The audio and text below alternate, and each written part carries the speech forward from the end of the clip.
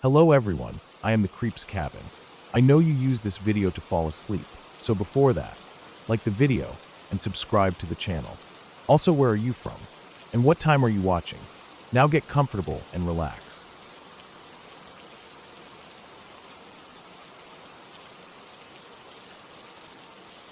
The living room was dark except for the flickering glow of the television. My mom and I sat on the couch, wrapped in blankets, the volume turned up just enough to pull us deeper into the tension of Mystic River. The house was quiet except for the hum of the air conditioner and the occasional rustle of my cat, Abby, shifting in her spot on the armrest. It was one of those nights where everything felt still, like the world outside had paused. My dad and older brother were out camping. My younger brother was sleeping over at a friend's house. And for the first time in a long while, it was just my mom, my cat, and me alone in the house. The movie was at an intense part, the kind where the silence stretches just before something big happens. My breathing was slow, my heart already picking up speed from the suspense. Then, just as the tension in the movie reached its peak, a loud, violent banging erupted from downstairs. It wasn't rhythmic. It wasn't a single knock or a patterned thumping. It was completely random, one heavy bang, followed by two quick ones, then silence, then another heavy hit, and another, so loud that I felt it vibrate through the floor beneath us. My entire body locked up. My mom froze beside me. The controller for the Xbox sat on the table, untouched, the movie still playing, but neither of us was looking at the screen anymore. The banging continued for about 10 full seconds, then stopped. Just like that.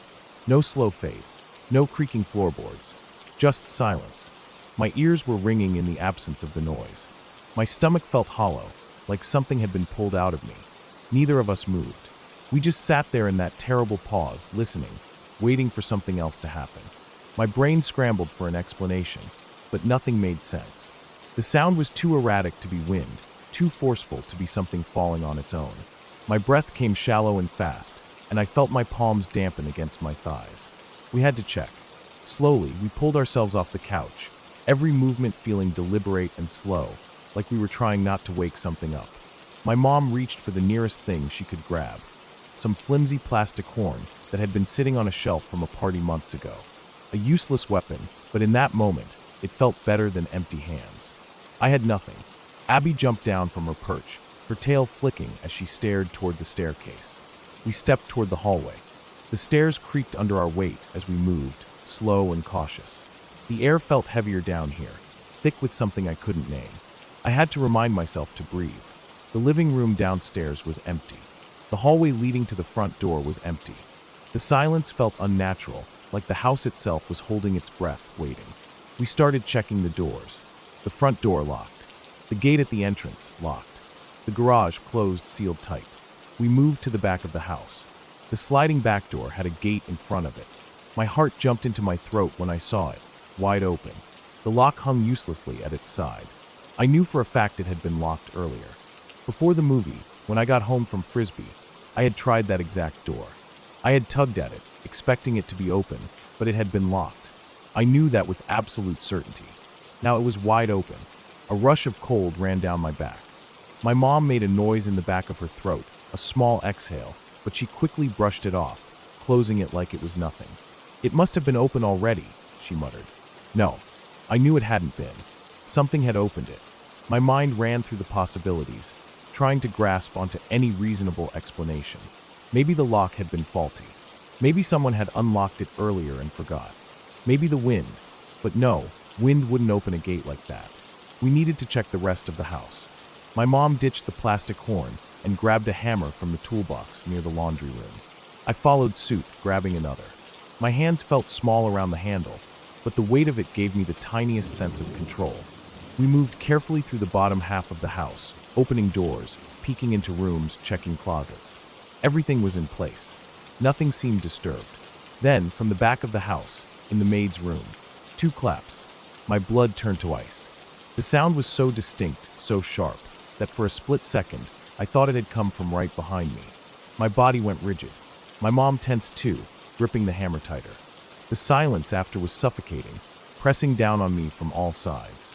I couldn't move. The claps hadn't come from the front of the house. They hadn't come from the backyard.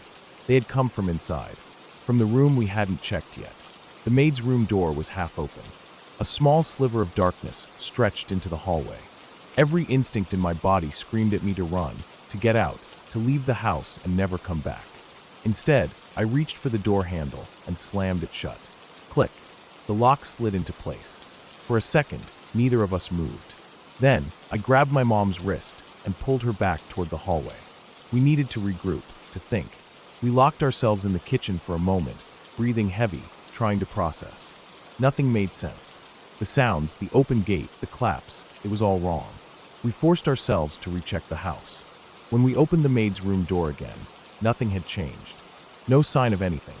No movement. No sound. The window was shut. The room was empty. I swallowed the lump in my throat. The backyard. We needed to check the backyard. Abby followed close, her body tense, ears perked up. The moment we stepped outside, the air felt colder.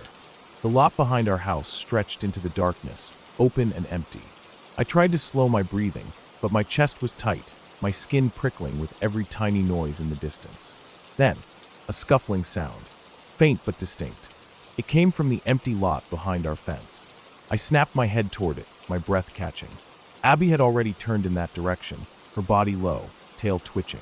Someone, or something, was out there. I stared into the dark, every nerve in my body screaming for movement. But the lot was empty. No shape, no shadow, just open space. Minutes passed. Then nothing. The noise didn't come again. We backed into the house, locking every door, double-checking every window. My heart pounded as we turned off the lights, retreating upstairs, my ears straining for any other sound. The banging had stopped. The claps hadn't returned. The scuffling hadn't come back. I didn't sleep that night. The next morning, in the daylight, I checked everything again. The gate was still locked. The backyard was empty. The maid's room was just a room. But I knew what I had heard. And I knew with absolute certainty. Someone had been there.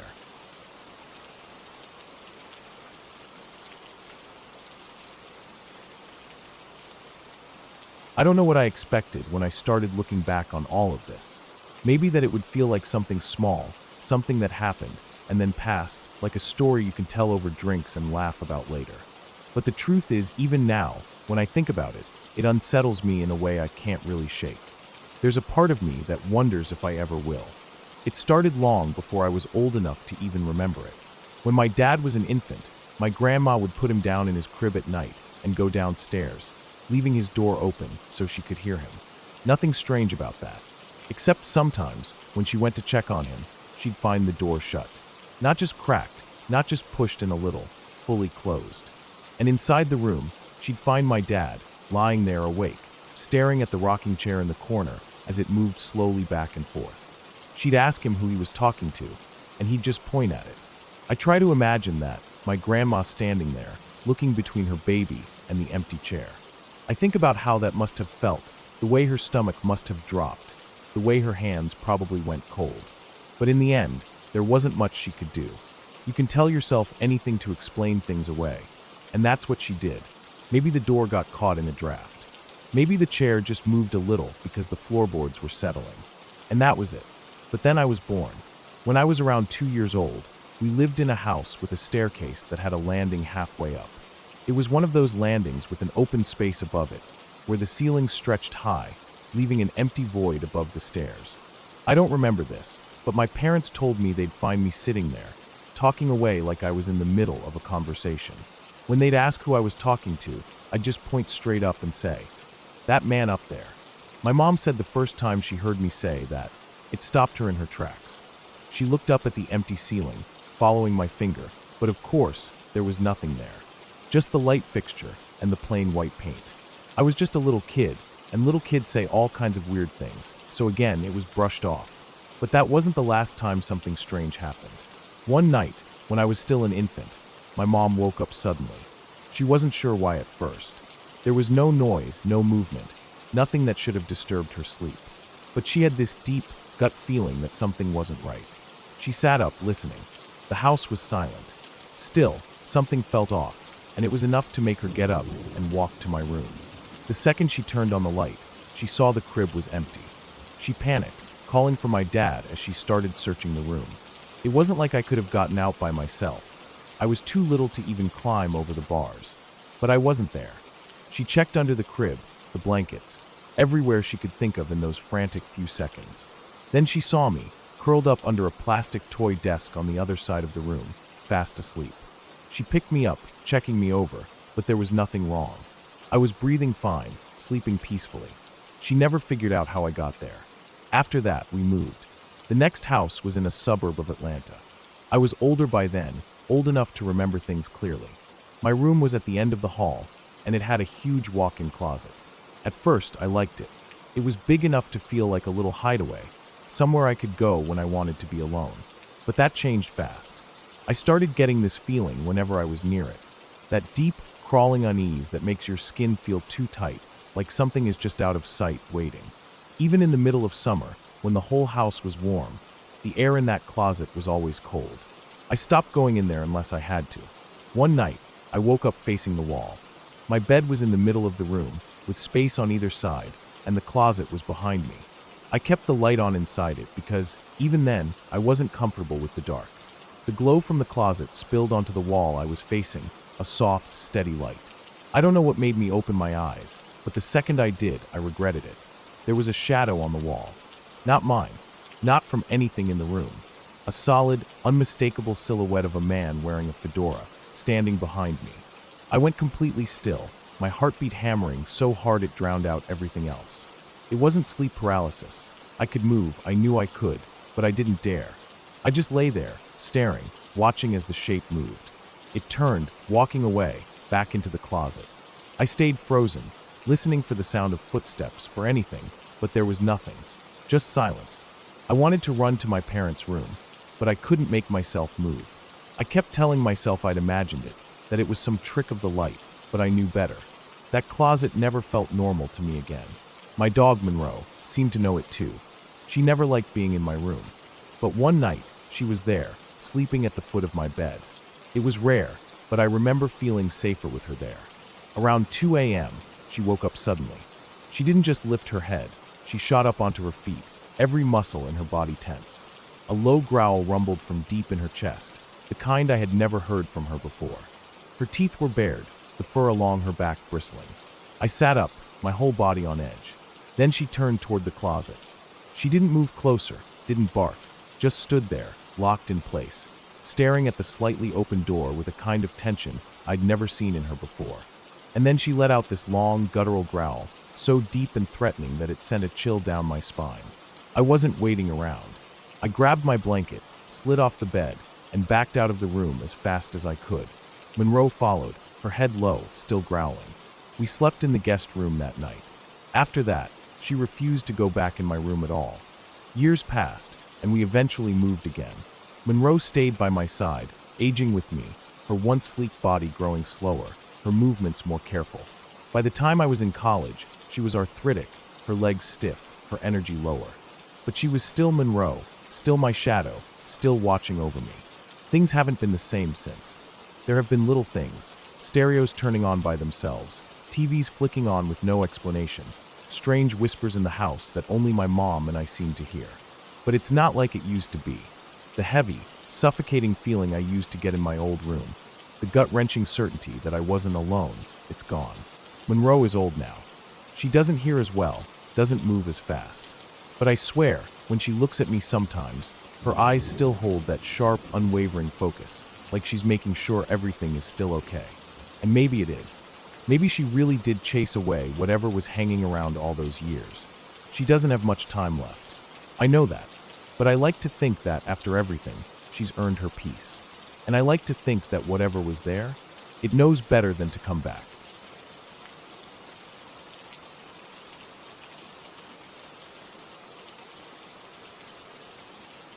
I was 14 when it happened. It started as just another summer evening, riding bikes with my friends around the neighborhood. There were 5 of us that day, me, Ryan, Matt, Chris, and Jason. We had all grown up in the same area, lived on the same streets, and had been riding around together for years. We were in that phase of life where we were just old enough to go out on our own, but still young enough that our parents wanted us back before dark. That day, we had been out for hours. The heat of the afternoon was finally fading, and the sky was shifting into soft oranges and pinks.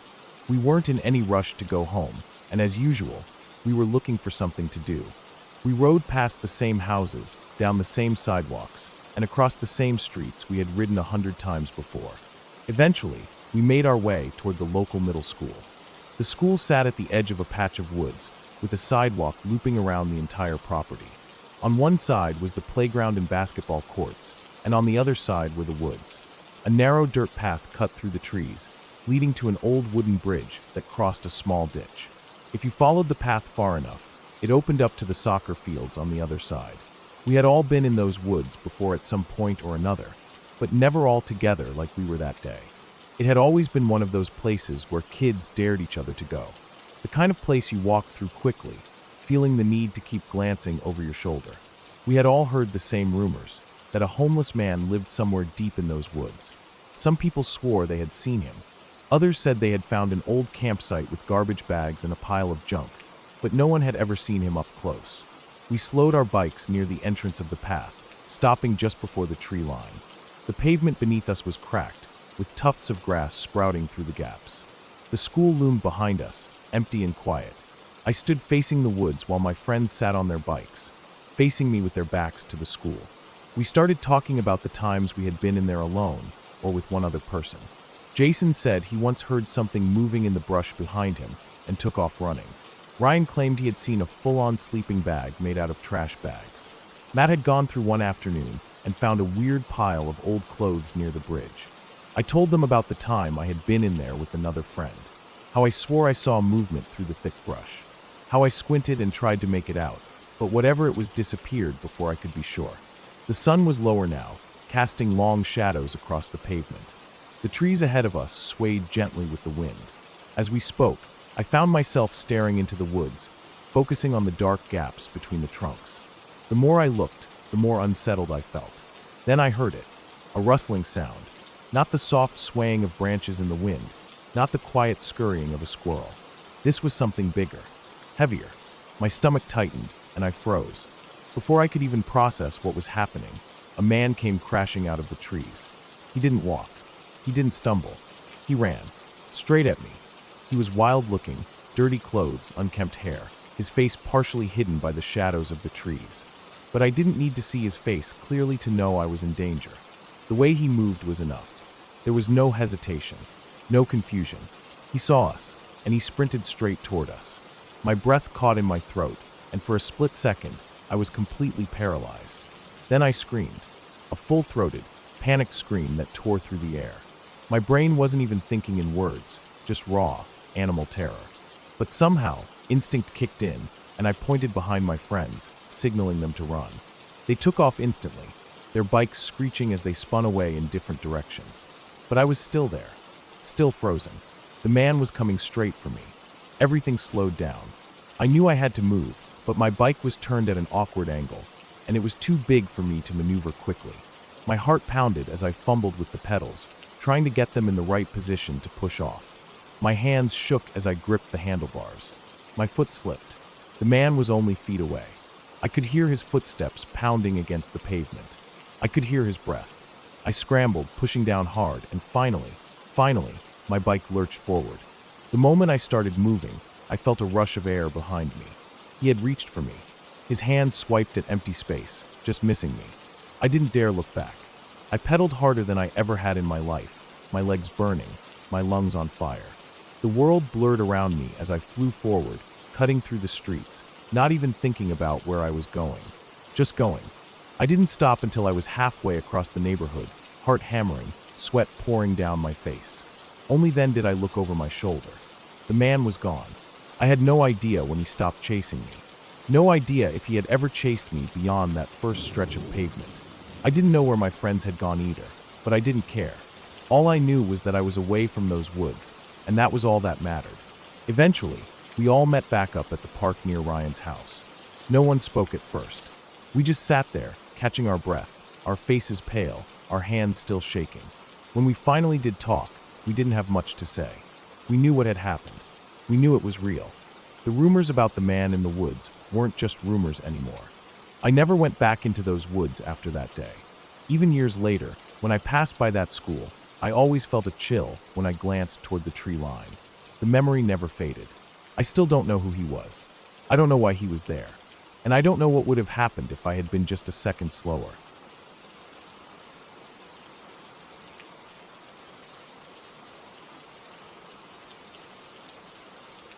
The beach house was an old one, a sturdy wooden structure that had probably been there for decades, with sand permanently worked into the cracks of its weathered floorboards and the smell of salt embedded in the walls. It wasn't ours. We were just renting it for the week, a summer vacation spot picked out by my parents. It had a wraparound porch, creaky steps leading up to it, and a long driveway lined with crushed oyster shells. The screened porch was our favorite part.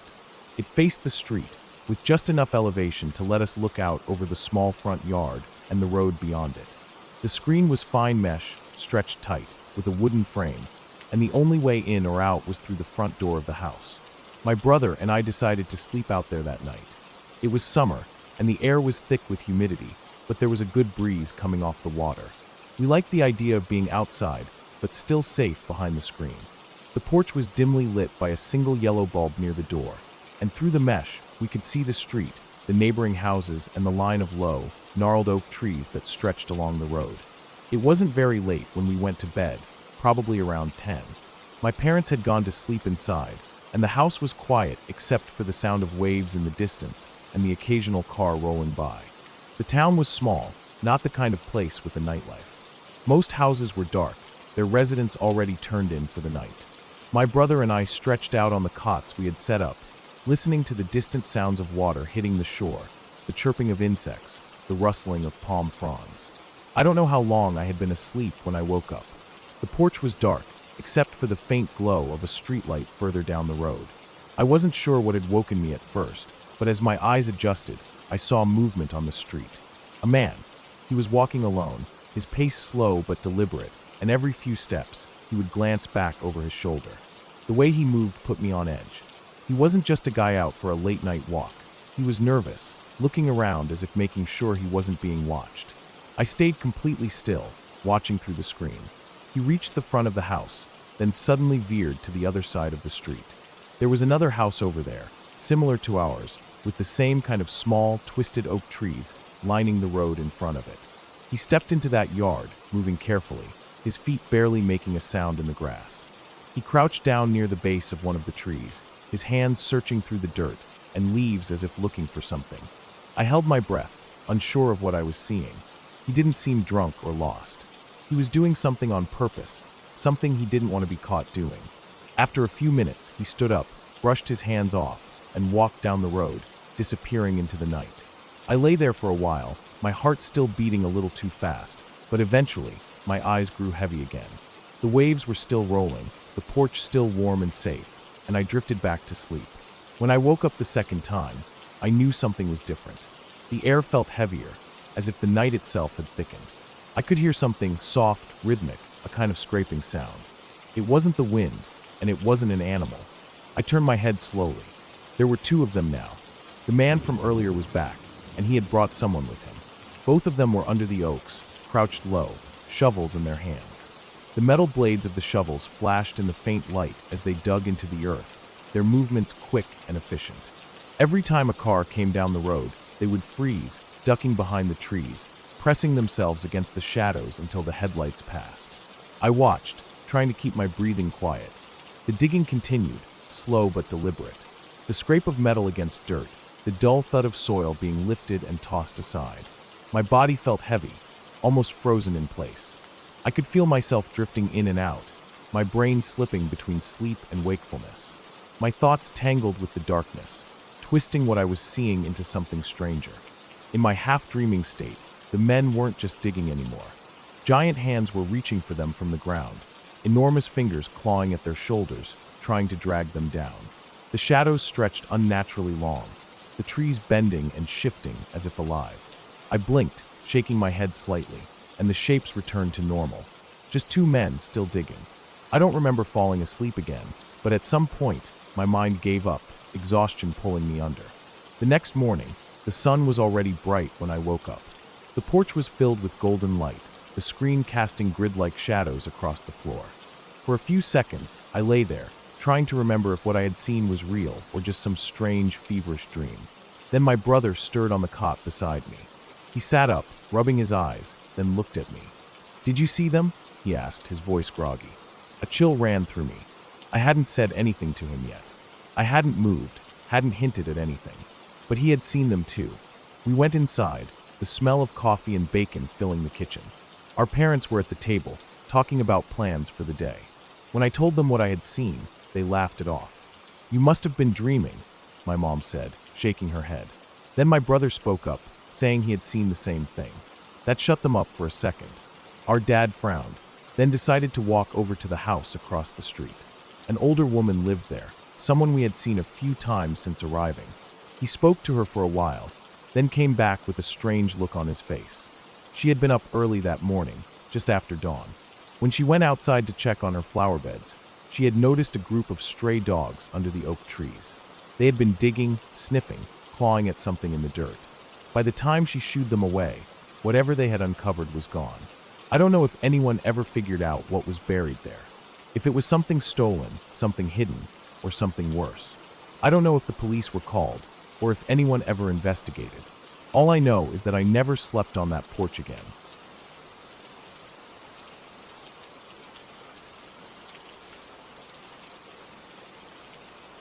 I was about 12 the night it happened. It was one of the first times I had been left alone at home for an extended period, and I remember feeling proud that my parents trusted me enough to handle myself for a few hours. My older siblings were out, and my parents had gone to an event, saying they wouldn't be back until later that night. I wasn't worried about it. We lived in a quiet neighborhood where nothing ever really happened, and I had plans to camp out in the basement with snacks and the TV. That basement was like my own little world, with a big couch, an old but decent television, and a mini fridge where I kept sodas. The place had always felt safe, even though the single small window near the ceiling let in barely any light. I had spent so much time down there that the dimness never bothered me. I remember what I was watching, a rerun of some old sitcom that I didn't even find funny, but it was better than nothing. The sound of canned laughter filled the room while I sat there, half paying attention, half scrolling through my phone. That was when I heard it. The front door opening. It was unmistakable, the creak of the hinges, the faint rattle as it swung inward, and then the dull sound of it settling against the frame. My stomach dropped. I knew for a fact that nobody else was supposed to be home. My parents wouldn't be back for hours. My siblings were all out. The door should not have opened. For a few seconds, I just sat there frozen. My mind scrambled for a reasonable explanation, but there wasn't one. It hadn't been the wind. The door was heavy, and even when it was unlocked, it didn't just drift open on its own. Someone had opened it. Then came the footsteps. Heavy, slow, deliberate. They moved through the house, crossing the floor above me, each step pressing into the wooden planks with weight. The direction was clear. Whoever it was had walked into the kitchen. Then they stopped. The house fell completely silent. I felt paralyzed. My brain flipped through possibilities, none of them comforting. A burglar? Someone who thought the house was empty. But why just stand there? Why not move, search for valuables, or make noise? I swallowed hard, trying to listen over the pounding of my own heart. I thought about calling my parents, but that seemed pointless. Even if they answered immediately, they were too far away to help. I didn't want to make a noise, didn't want to let whoever was up there know I was in the house. But I couldn't just sit there. I had to see. Slowly, carefully, I got up from the couch. Every movement felt agonizingly loud, even though I was trying to be silent. My bare feet pressed against the cold basement floor as I made my way toward the stairs. The old wooden steps creaked under my weight, and I winced at each sound. When I reached the top, I hesitated, heart hammering in my chest. The kitchen was just around the corner. I took a breath and leaned forward, peering out carefully. And I saw him, a figure, standing dead center in the middle of the kitchen. He wasn't facing me. His back was turned, shoulders slightly hunched. The dim light above the sink cast a faint glow, barely illuminating his shape. But I could see enough. He was tall, broad. His clothes were dark, heavy. Something about him felt wrong. Not just because he was there when he shouldn't have been, but because of the way he stood. Perfectly still, like he was waiting for something. The muddy footprints were the first thing I truly focused on. They led from the front door straight to where he stood, a clear trail of wet dirt smearing across the floor. But there was no second trail. No footprints leading away. I don't know what finally broke me out of my trance. Maybe it was the realization that he wasn't moving, wasn't reacting to me at all. Maybe it was sheer survival instinct. But I turned and ran. I didn't think, didn't hesitate. I just bolted. I crashed through the front door, not even caring if he heard me. My only thought was to get out, to get somewhere safe. My neighbor's house was the closest, and I sprinted straight for it, my bare feet slamming against the pavement. I must have looked insane when they opened the door, wide-eyed, breathing hard, barely able to get the words out. But they let me in, and the second I was inside, I told them to call the police. When the officers arrived, I was still shaking. I tried to explain everything as clearly as I could, but I could tell they weren't sure what to make of it. Still, they took it seriously enough to check the house. They found the footprints. They saw the trail leading from the front door to the kitchen. But that was it. No sign of forced entry. No footprints leading out. No explanation. Nothing. They searched the house thoroughly, even checking the basement and the attic. No one was there. No windows were open. The doors were all locked except the front one, which I had run out of. One of the officers pulled my neighbor aside, talking in a low voice, but I caught enough to know they were considering whether I had imagined it. Maybe I had been watching something scary. Maybe my mind had played tricks on me. But I knew what I saw. They left after a while, telling me to call if anything else happened. My parents came home not long after, and when I told them what had happened, they were shaken but tried to reassure me. Maybe it had been a mistake. Maybe I had panicked over nothing. I didn't argue. But after that night, I never felt alone in that house again. There were small things at first. Objects not quite where I left them. The feeling of being watched when I walked down the hallway. The sound of faint creaks when I was in bed at night, like footsteps just beyond my door. I stopped spending time in the basement. I kept my bedroom door locked, even though I had never done that before. And then there was the night with my cat. It had been months since the incident, and by then, I had almost convinced myself that maybe I had imagined parts of it. Maybe the cops had been right. Maybe my brain had filled in gaps where there was nothing. Then one night, my cat walked into my room. He was a calm animal, never the type to get spooked easily. But as soon as he stepped inside, he froze. His ears flattened. His tail puffed up. He was staring at something behind me. I felt it before I could turn around. The weight of something standing there. Not touching me, not making a sound, but there, right behind me. The hairs on my arms stood up. I couldn't move. I couldn't breathe. Then, suddenly, my cat bolted. He shot out of the room like something had startled him so badly he couldn't stay for another second. Without thinking, I followed. I ran straight downstairs, heart pounding so hard I thought it might explode. I stayed in the living room, lights on, back pressed against the couch, until morning. I never went back to my room that night.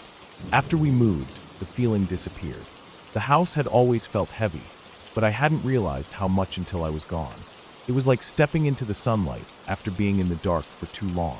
I don't talk about it much. Most people wouldn't believe me. I don't know what I saw that night in the kitchen, or how those footprints disappeared. I don't know what stood behind me in my room. But I know one thing. I wasn't alone in that house, and I never want to feel that way again.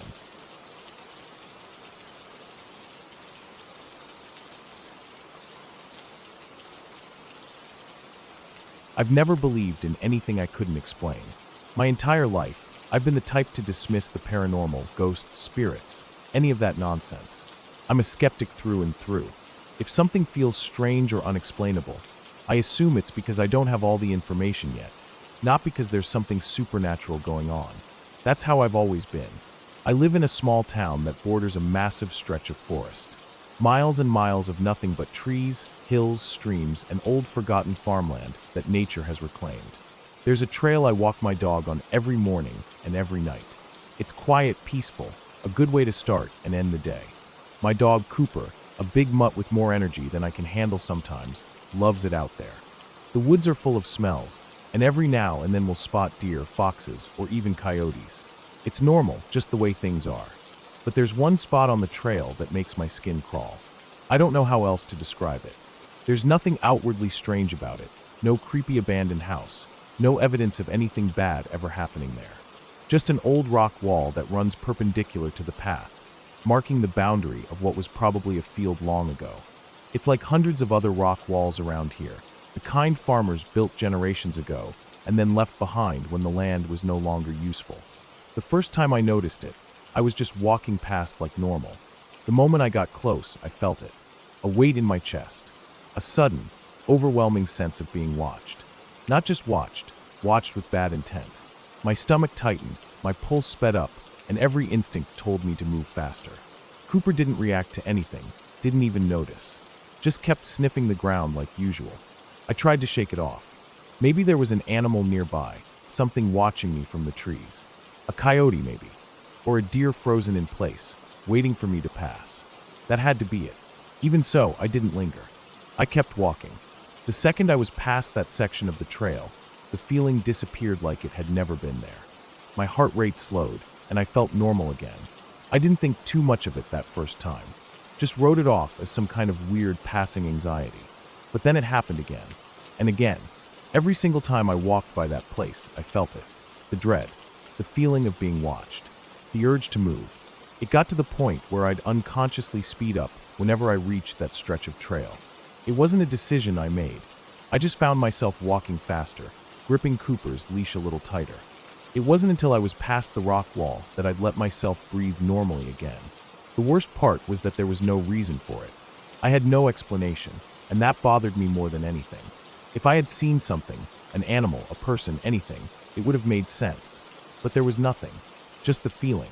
One night, I decided to test myself. I was sick of feeling ridiculous, of letting some stupid, unexplained fear control me. It was late, around 10 p.m. The trail was empty, dark, lit only by my flashlight and the weak glow of the moon through the trees. I walked the path like usual, trying to keep my mind blank. Then I reached the rock wall. The feeling hit me like a punch to the gut. Dread, thick and heavy. I stopped walking, stood still. It got worse. My skin prickled like I was standing too close to a fire, even though the night was cold. My chest felt tight, and my instincts screamed at me to leave. Cooper, as always, was completely unfazed. Sniffing the ground, tail wagging, oblivious. I made myself stay there. 30 seconds, a full minute. My heart was pounding. I turned in a slow circle, shining my flashlight into the trees. Nothing, just the empty woods. But I knew, in a way I couldn't explain, that I wasn't alone. I took a deep breath, exhaled, forced myself to look at the rock wall. It was old, covered in moss, some of the stones fallen and crumbling. It wasn't unusual, just a pile of rocks. Then I saw something. Not a ghost, not a shadowy figure, nothing supernatural. Just a disturbance. The ground near the base of the wall was off. The leaves and dirt were uneven, like they had been moved. I stepped closer, aiming my flashlight at the spot. The dirt had been disturbed recently. There was a shallow depression, like something had been buried or dug up. My stomach flipped. Suddenly, Cooper let out a sharp bark, the first sound he had made the entire time. He wasn't barking at the trees. He was barking at the ground. That was enough for me. I turned and walked fast down the trail, not stopping until I was back near the road. My hands were shaking. I told myself it was nothing. Maybe an animal had dug there, looking for food. Maybe a person had buried something, like trash or old tools. But I didn't believe that. The next morning, I went back. This time in daylight, when things felt more normal. The feeling of dread was still there, but weaker, more manageable. I forced myself to check the disturbed ground again. I brought a small stick and scraped at the dirt. Only a few inches down, I hit something solid, something smooth. I dug a little more, my hands dirty, my breath coming fast. It was bone, human bone. I jerked back like I had been burned. My mind raced, trying to rationalize. Maybe it was an animal bone, but deep down I already knew. I called the police. They came, roped off the area, and started digging. It didn't take them long to confirm it. A human skeleton. The remains were old. Years, maybe decades. The police wouldn't tell me much, just that it wasn't modern. They would run tests, try to identify who it was, figure out what had happened. But I knew I'd never get a real answer. The dread I had felt, the feeling of being watched. Maybe it had been nothing more than my subconscious picking up on something my conscious mind couldn't. A slight difference in the way the ground looked. A shift in the air. Something primal, some buried human instinct that told me I was standing near something wrong. Or maybe, though I hated to admit it, maybe there are things we can't explain. I still walk that trail. The feeling is gone now. Whatever was there, whatever had caused that creeping, suffocating dread, left when the body was found. And that's something I don't think I'll ever be able to explain.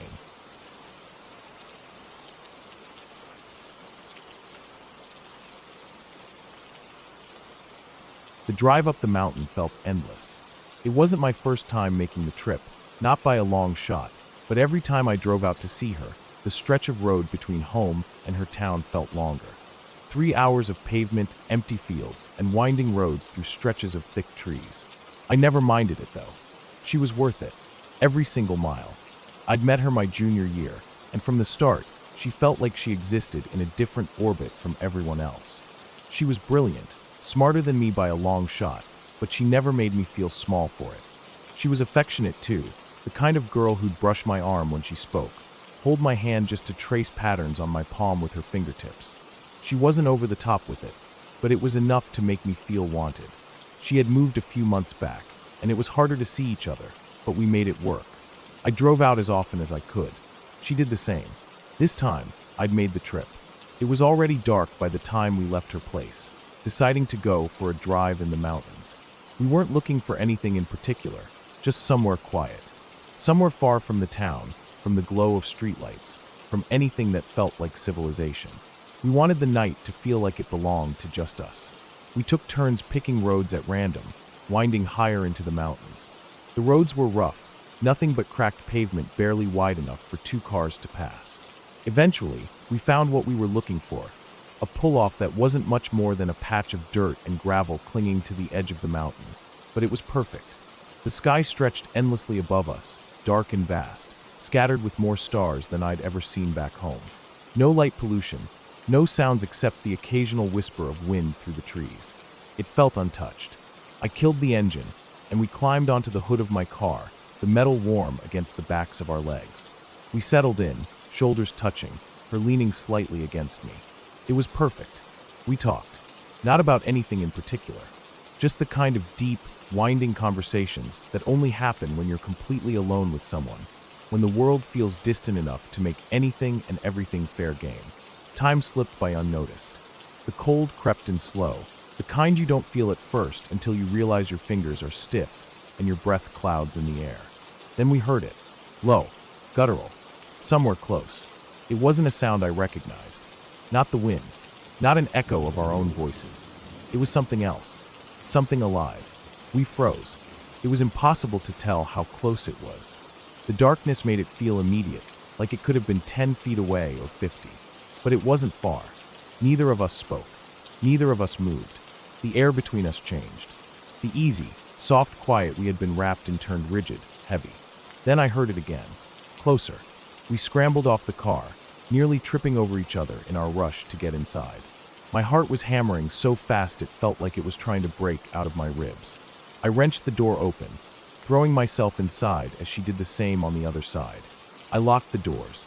It was instinct, even though I knew logically a locked door wouldn't mean shit against an animal. But instincts don't care about logic. Inside the car, it felt like we had entered another world.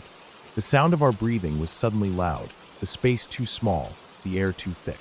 I reached for the ignition, but I didn't turn it yet. Instead, I flicked the running lights on. 2 yellow dots stared back at us. 7 feet away. Maybe less. They didn't move. My stomach dropped. The low light barely illuminated anything, but it was enough to see the shape, crouched low near an outcropping of rock. A cougar. I knew they were in the area. I had read about them, seen signs on the road warning about them. But knowing something exists and coming face to face with it are 2 entirely different things. It didn't move, just watched us. I flipped on the high beams. The second the bright light flooded the darkness, the cougar shifted. Not in a panicked, startled way. It didn't jerk or lunge. It just straightened, its body uncoiling from its crouch with slow, deliberate ease. It was larger than I thought. Larger than it had looked a second ago. It flicked its ears once. Then, almost lazily, it glanced behind itself, like it was checking for something. Then it turned and walked away. Not ran, not even hurried, just walked. Its tail flicked once before it disappeared into the night. I didn't move for a long time. Neither of us did. Even after it was gone, I couldn't shake the feeling that it was still out there watching. I turned the car on, but we didn't leave right away. We sat there, letting reality settle back in. It had been close. So close that if we had hesitated even a little longer before getting into the car, if we had been just a little more reckless, we could have been in real trouble. I glanced over at her. She was looking at me, her expression unreadable. And then something shifted. Maybe it was the adrenaline. Maybe it was the relief of being alive, of knowing we had come so close to something dangerous and made it out untouched. Maybe it was just her. But the moment felt electric. And then, without words, without hesitation, we reached for each other. The night stretched on. The stars remained, cold and distant and watching. But nothing else came out of the darkness.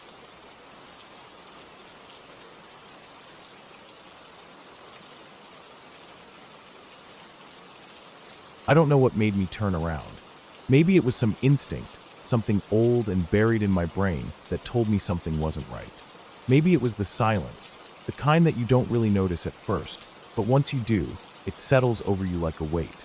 Or maybe it was just the feeling, the way the hairs on the back of my neck stood up, the way my stomach tightened without reason.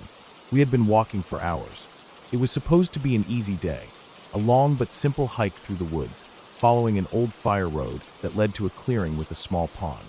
The kind of place where you stop for lunch, take off your boots, let the sun dry the sweat off your skin before heading back down.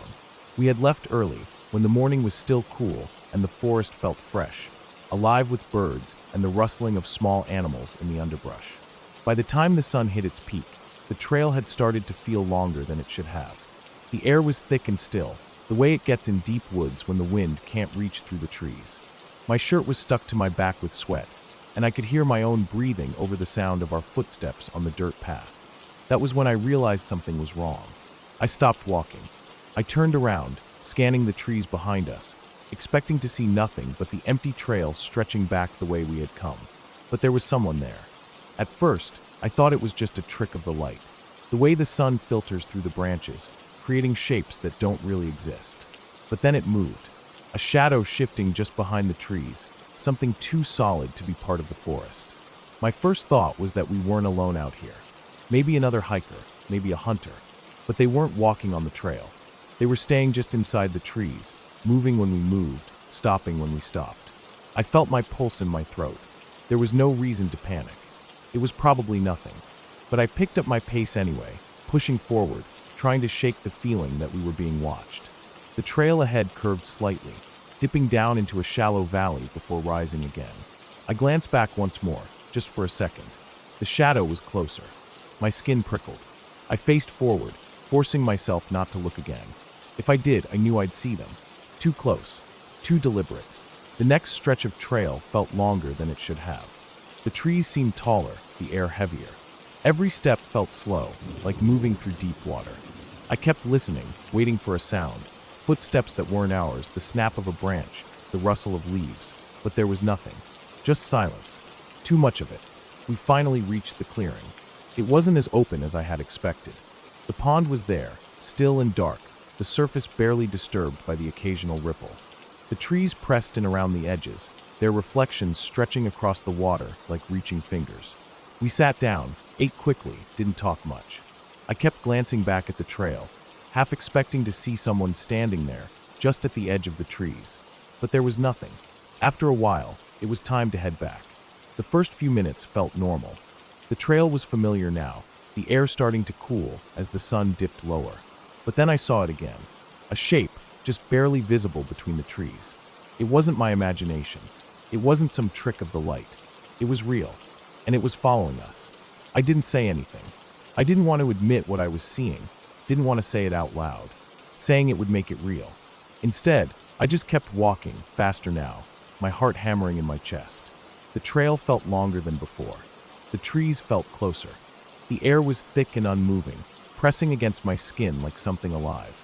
Every few minutes, I stole a glance behind me. And every time, it was the same. A shape. A shadow. Always just inside the trees. Always keeping pace. I didn't run. Running would mean panic. Running would mean admitting that something was very, very wrong. But I walked faster.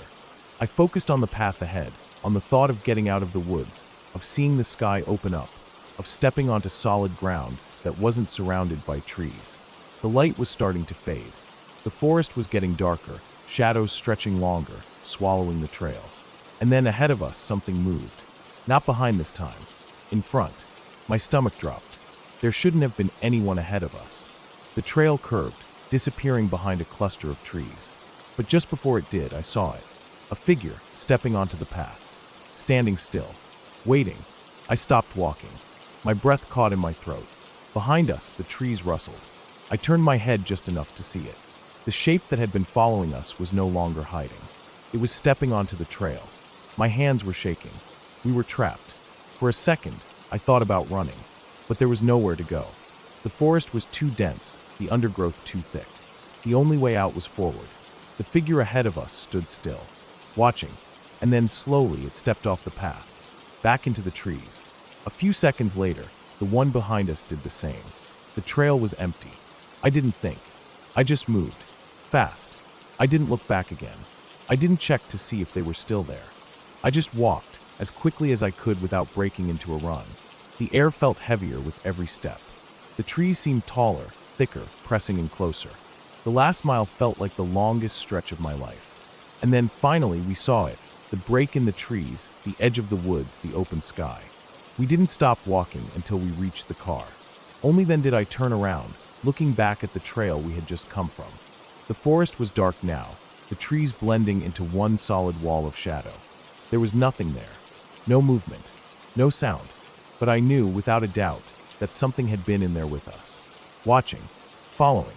Waiting. I haven't been back to that trail since.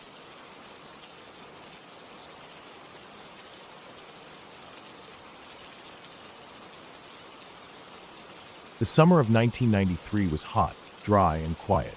I was 10 years old, living in California, and school had just let out. Days stretched long, filled with running around the neighborhood, riding bikes, and staying up late watching TV with my cousins. But that summer felt different. My great-grandmother had passed away just a few days before, and even though I was young, I could feel the weight of her absence pressing down on the family. She had been the kind of woman who held everything together, the one who cooked for everyone, remembered every birthday, and always made sure we felt loved. Now she was gone, and the house felt emptier without her. That day, I was at my uncle's house with 3 of my cousins. His place wasn't anything fancy, just a small, single-story home with a big backyard and a driveway that stretched along the side. The backyard was mostly dirt with patches of grass, and he had a small concrete area where he kept a few chairs and a barbecue. We were sitting inside the living room, sprawled out on the couch and the floor, watching TV. The old boxy television had those thick dials on the front, and we had to sit close to change the channels. The sound of the mower outside was a dull hum in the background, blending with the voices coming from the TV. The air was still, the way it gets in the afternoon when the heat lingers, but the sun starts dipping lower. I remember the smell of cut grass drifting through the open back door, mixing with the coolness of the house. My uncle was outside, pushing his old lawnmower across the yard, taking slow, steady passes. He wasn't the kind of guy who liked sitting around. He always had to be doing something. Mowing the lawn, fixing things, tinkering with his car in the driveway. He had the kind of energy that made it seem like he never got tired. At some point, the sound of the mower stopped. I didn't think much of it at first. Maybe he ran out of gas, or maybe he just needed a break. But then, without warning, a rush of cold air shot through the living room. It wasn't a breeze, not like someone had opened a window. It was sudden, almost like the air itself shifted all at once, pressing against our skin before vanishing just as quickly. I felt the hairs on my arms stand up, a strange shiver running through me despite the warmth of the house. My cousins must have felt it too, because they all glanced around at the same time, their faces mirroring the same confusion I felt. The moment passed, and everything went back to normal. The TV kept playing, the house was still, and the air settled back into its usual stuffy warmth. It was weird, but we didn't really talk about it. We just kept watching TV, pushing that uneasy feeling to the back of our minds. Then we heard my uncle yell. It wasn't the kind of yell you make when you're calling someone over. It was sharp, startled. Something was wrong. We scrambled up, tripping over each other as we rushed outside. The bright light of the backyard hit my eyes, and for a second, all I saw was my uncle standing there, frozen. His face was pale, his hands clenched at his sides. He was staring at the lawnmower, which was sitting there on the concrete, exactly where he had left it. I followed his gaze, trying to understand what had made him react that way. Then I saw it. Right underneath the lawnmower, in the middle of the concrete, were 2 letters. MM. The letters were large, maybe a foot tall each, and they were made of something that looked like grass stains, dark green and smudged, but clear enough to read. They weren't scratched into the concrete, and they weren't painted. It was as if the grass itself had pressed into the surface, leaving behind those 2 letters in perfect formation. MM, my great-grandmother's initials. For a long moment, no one moved. No one spoke. The yard felt too quiet, as if the world itself had gone still. The air was heavy, the kind of silence that makes you feel like something is watching you. My uncle broke the silence first. He ran a hand through his hair, his breathing uneven. He looked at us, his expression shifting between anger and confusion. He wanted an explanation. He demanded one, but we had nothing to give him. The more we stared at those letters, the less sense it made. It wasn't like someone had drawn them in the dirt or spilled something on the concrete. They were grass stains, as if the mower had somehow cut the letters into the ground and transferred them perfectly onto the concrete when it was placed there. But how? There was no pattern in the grass, no sign that anything had been shaped that way before the mower moved. It didn't make sense. My uncle grabbed the hose, turned on the water, and started spraying the spot. The force of the water hit the letters directly, but they didn't fade. The green stain stayed put, refusing to wash away. He switched to a pressure washer, blasting the concrete with everything he had. Still, the letters remained. It was impossible. He tried scrubbing, bending down with a brush and soap, his hands rough against the concrete. But no matter what he did, the stain didn't budge. It was as if it had been burned into the surface, a mark that refused to be erased. Eventually, he gave up. We stood there, staring at it, feeling that strange weight pressing down on us. The air still felt thick, heavy with something we couldn't name. That night, I couldn't sleep. Every time I closed my eyes, I saw those letters in my head. MM over and over, burned into my mind like they had been burned into the ground. My cousins felt the same. None of us talked about it, but I knew they were awake too, lying in the dark, listening to the quiet of the house, thinking about the same thing I was. The letters stayed there for days. They didn't fade with time. They didn't wash away with the morning dew or the heat of the sun. They just sat there, unmoving, unchanging. My uncle kept trying to clean them, but nothing worked. They stayed until one day, without warning, they were gone. There was no slow fading, no sign that they were wearing away. One moment they were there, the next they weren't.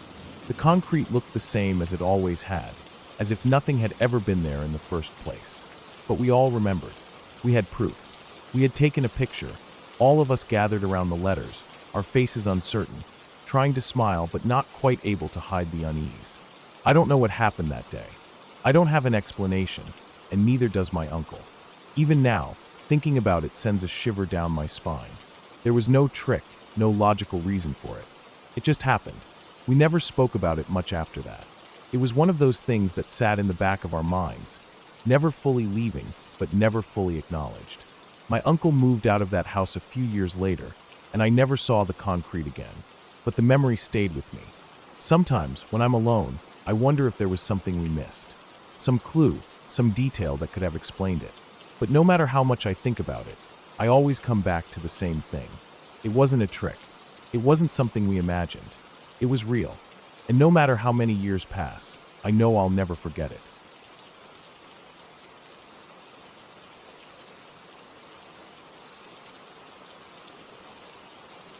I remember that night vividly, though I don't know what to make of it even now. It was late, probably after midnight, when my girlfriend and I were coming home. The road was quiet, the kind of stillness that settles in a neighborhood when most people have long since gone to bed. But as we turned onto my street, the night wasn't quiet anymore. Just past the turn to my house, the road was blocked off with police tape.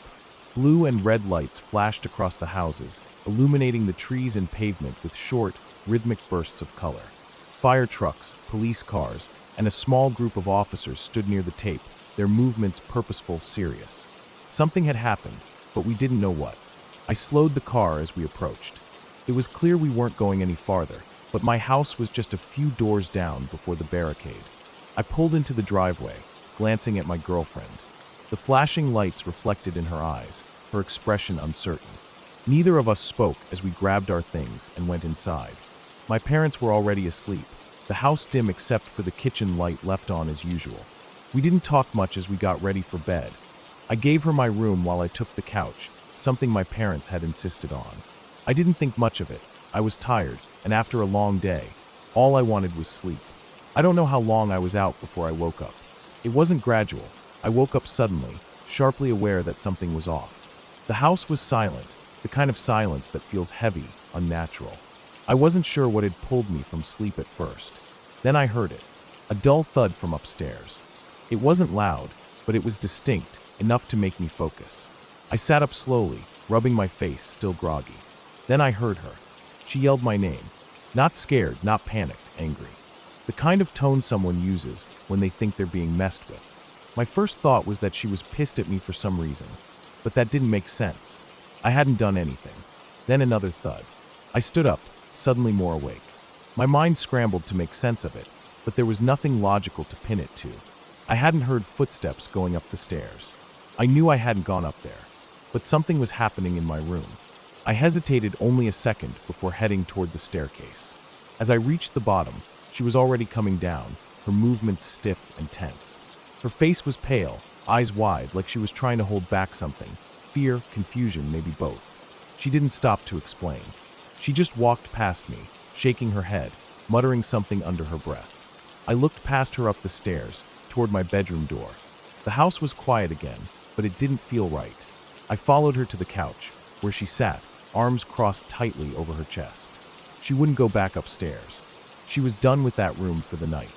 I could see it in her face before she even said anything. I didn't push her for details right away. Instead, I sat down next to her, letting her calm down. Minutes passed. Then she told me. She had been asleep, deeply asleep, when something grabbed her ankle. She woke up, thinking it was me messing with her. She had enough time to register the feeling, the firm grip around her leg, before she was yanked. Not a gentle tug, not some half-dreamed movement. She was pulled, physically dragged toward the foot of the bed. When she turned, expecting to see me, there was nothing. Just the dark. That's when she called my name. The more she talked, the more rigid her body became. She was reliving it, and she hated it. But that wasn't the worst part. As she got up to come downstairs, she heard noises. The same dull thudding I had heard, except she had been closer. It had been coming from my room. 20 minutes passed. The noises didn't stop. We sat there on the couch, both of us trying to rationalize what had happened, but there was no easy explanation. I wanted to go check the room, but she wouldn't go back upstairs with me, and I wasn't exactly eager to go alone. Eventually, curiosity got the best of us. We went back up. The second I stepped into my room, my stomach dropped. The bed was crooked, shifted off the box spring. The blankets and pillows were thrown around like someone, or something, had been in a fight. It wasn't like that when I left it.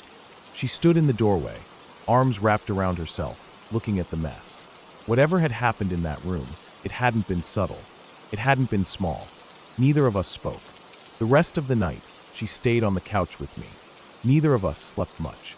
I kept waiting to hear another noise, some other sign that something was happening upstairs, but it never came. The house was still, unnervingly so. In the morning, we went through the motions of a normal day, but everything felt different. The air in the house felt heavier, charged in a way I couldn't describe. We didn't talk about it much over breakfast, but I knew she was still shaken. That's when we heard from the neighbors. A man had died the night before. An older guy, maybe in his 50s or 60s, delivering pizzas. He had lost control of his car at the bend in the road past my house, going over an embankment. By the time they found him, he was already gone. Neither of us said anything at first. The pieces didn't fit cleanly, but they were there. The timing, the location, the police tape blocking the road. That was the moment it stopped feeling like just a weird night. I don't have a clear answer. I still don't know what to think. All I know is that something happened that night, something real enough to leave a mark, to shift the air in my house, to make my girlfriend refuse to sleep in my room. And whatever it wasn't subtle. It wasn't gentle. It was aggressive. And it was angry.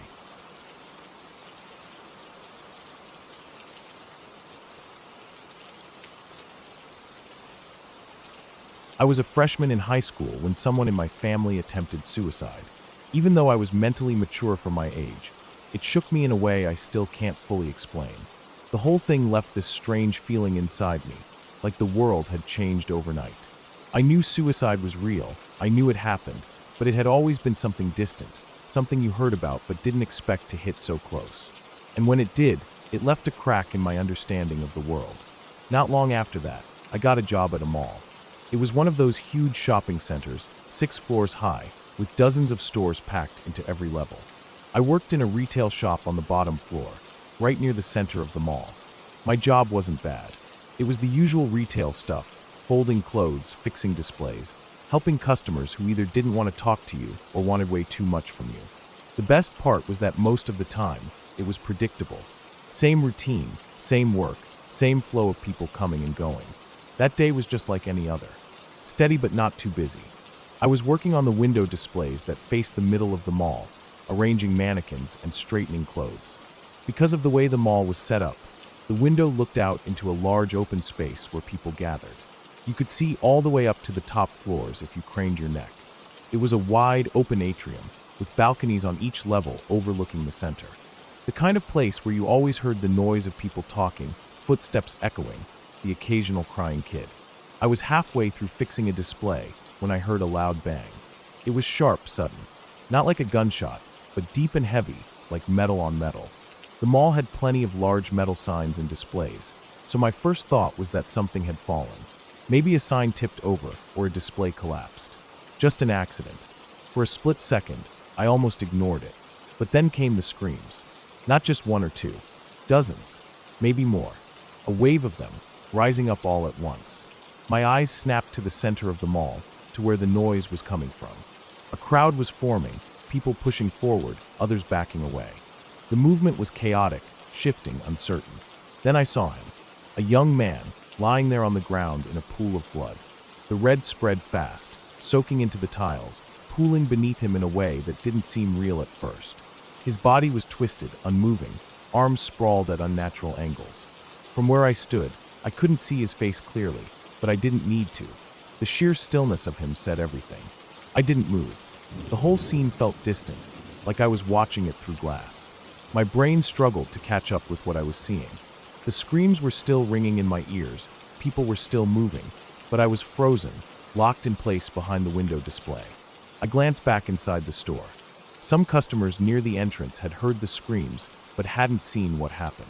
They looked around, confused, uneasy. Further in, people were still browsing like nothing was wrong. I turned back to the scene outside.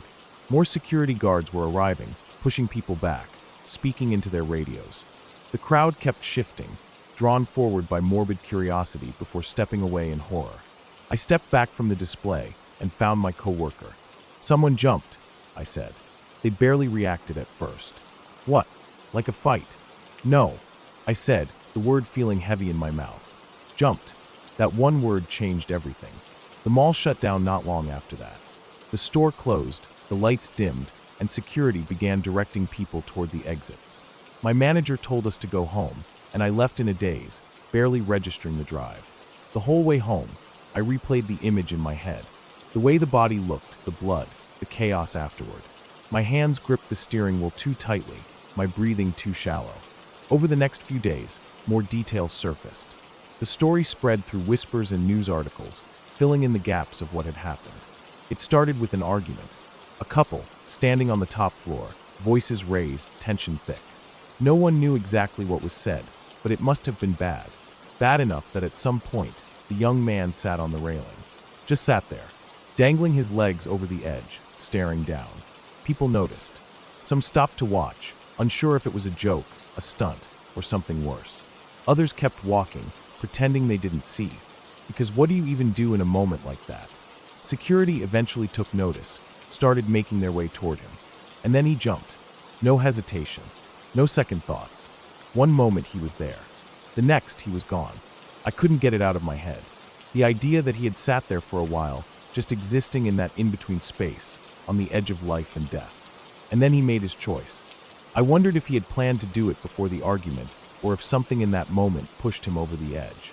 I wondered if he had looked at the people watching, and if he had thought about what it would be like to fall. I wondered if there was a split second of regret in the air between the railing and the ground. I didn't talk to anyone about it. Not really. It felt too heavy, too complicated to put into words. People would mention it in passing, bringing up the story when the topic of the mall came up, but I never said much. Sometimes I still think about it. Not every day, not all the time, but in moments when I least expect it. Like when I hear a loud noise and my body tenses before my brain catches up. Or when I walk through that mall looking up at the top floor, picturing what it must have looked like from his perspective. It's not something that fades completely. It lingers. It's not about whether suicide is common or not.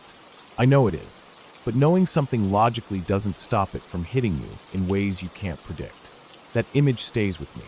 The body, the blood, the screams, and the silence that followed.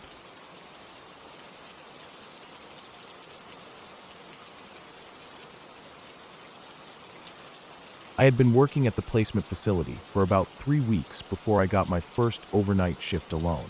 It wasn't a bad job, at least not on paper. The kids in the facility weren't locked up like in a real detention center. They could move around freely within the building, and though they were still under constant supervision, there were no bars, no cells, nothing that really made it feel like a jail. They lived in dorm-style rooms, each with a bed, a pillow, a blanket, and a small locker, though certain kids weren't allowed to have anything extra. That's where I came in. I was one of the overnight staff, making sure everyone stayed where they were supposed to be, checking in on them every 15 minutes, keeping logs, and doing whatever small cleaning tasks needed to be done. It wasn't a hard job, but it could get exhausting. The facility ran 24/7, and some of the kids had serious issues: violence, theft, manipulation, and worse. Some were there for petty crimes, but others, well, you wouldn't want to run into them alone in the dark. My shift started late in the evening and ran all night until the morning shift took over. We had cameras, but they didn't cover every angle, and the facility put a lot of emphasis on keeping things feeling home-like, which meant no locked doors in the living quarters. Just alarms that would beep if one of the kids left their room at night. There was one in particular I had been warned about. A boy, around 15 or 16, who had been a problem since the day he arrived. I never knew the full details of what he had done, but I knew it was bad. Most of the kids were allowed to keep some personal belongings, books, notebooks, little things from home, but not him. He was on what they called a restricted program, which meant he was given nothing but the bare minimum. 2 sets of gray sweatpants with no pockets, 2 plain white t-shirts, and a mattress in his room. That was it. No sheets, no pillowcase, nothing he could hide anything in. It wasn't just paranoia. He had been caught sneaking things before. Sharp objects, sewing needles. I had read his file before starting the shift, and the reports were unsettling. He didn't talk much, but he had a way of watching people that made them uncomfortable. Staff had caught him brushing past other kids and poking them with needles he had hidden in his sleeves. He never said why he did it, never smiled, never laughed, just watched. By the time my shift started, I was already exhausted. It had been a long day, and the moment I sat down at the desk in the common area, my body started to relax. The desk was positioned in the middle of the dormitory, with the bedrooms arranged around it in a rectangular layout. From where I sat, I could see most of the doors, but there were a few blind spots where I had to get up and check manually. The hallways were dimly lit at night, just bright enough to navigate, but not enough to be fully awake. The first few hours were uneventful. I did the rounds, checked the rooms, marked everything in my log. Some of the kids snored, others shifted in their sleep, but most of them stayed put. The facility was silent except for the occasional hum of the ventilation system. Around 2 a.m., my eyes started to feel heavy. I leaned back in my chair, stretching my arms, trying to shake off the exhaustion. I knew I wasn't supposed to fall asleep, but the quiet and the dim lights made it difficult to stay alert. I must have nodded off. Not for long, maybe a few minutes at most. But when I opened my eyes, something was wrong. He was standing right in front of me. I didn't process it right away. My brain was still caught between sleep and wakefulness, and for a second, I thought I was dreaming. But then I saw his eyes. He was leaning over the desk, his face only inches from mine, staring without blinking. I flinched so hard that my chair nearly tipped over. My heart slammed against my ribs as I grabbed the edge of the desk, trying to steady myself. He didn't move.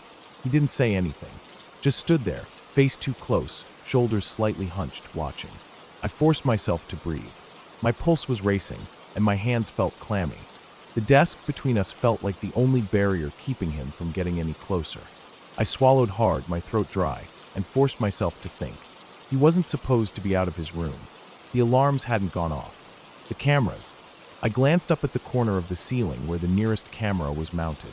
It was aimed at the common area, but didn't quite reach the spot where he was standing. I looked back at him. He was still there, still staring. I opened my mouth, but no sound came out at first. My brain was trying to catch up, to make sense of what was happening. Finally, I managed to say something. It came out shaky, more of a reflex than anything else. His response was slow, deliberate. He spoke just above a whisper, his breath barely audible over the humming of the vents. I blinked. His room was down the hall. The bathroom was across from the staff desk. There was no reason for him to be standing this close to me. Something about the way he was positioned, the way he had leaned forward just enough to make his presence inescapable, sent a deep, instinctual warning through my body. It wasn't just that he was standing too close. It was the way he had done it, silently, without triggering any alarms, without making a sound. I forced myself to straighten up, to act like I had everything under control. I told him to use the bathroom and go back to bed. He didn't move right away, just kept staring. A long moment stretched between us before he finally straightened up and turned. I watched him walk away, disappearing into the bathroom. My hands were still gripping the desk, my knuckles white. I stayed awake for the rest of my shift. Every time my eyes even thought about closing, I saw his face again, inches from mine, waiting. The next night, I made sure I had coffee. I forced myself to stay alert, pacing the room between checks, keeping my back to the wall whenever I could. Every time I looked down the hallway, I expected to see him standing there again, just watching. I started noticing little things after that. How he never made a sound when he moved. How he never seemed surprised by anything. How he would sit in the common area during the day, not talking, just watching the staff with that same quiet intensity. A week later, I heard from another staff member that he had been caught trying to sharpen a piece of plastic into a point. He had hidden it under his mattress. I worked at that facility for another year before moving on to a different job. But even now, years later, I still think about that night. About the way he had stood there, inches away, waiting for me to wake up. I never had trouble staying awake on overnight shifts again.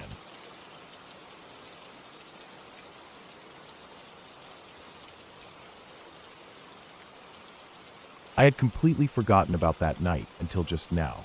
I was reading a story online, something about a dog barking at nothing in the middle of the night, and out of nowhere, it came back to me, the kind of memory that creeps up on you, making your skin crawl before you even fully remember why.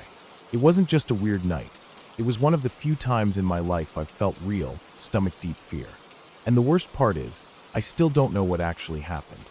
I was 14 when my parents let me have a dog of my own, a beagle we got from a friend.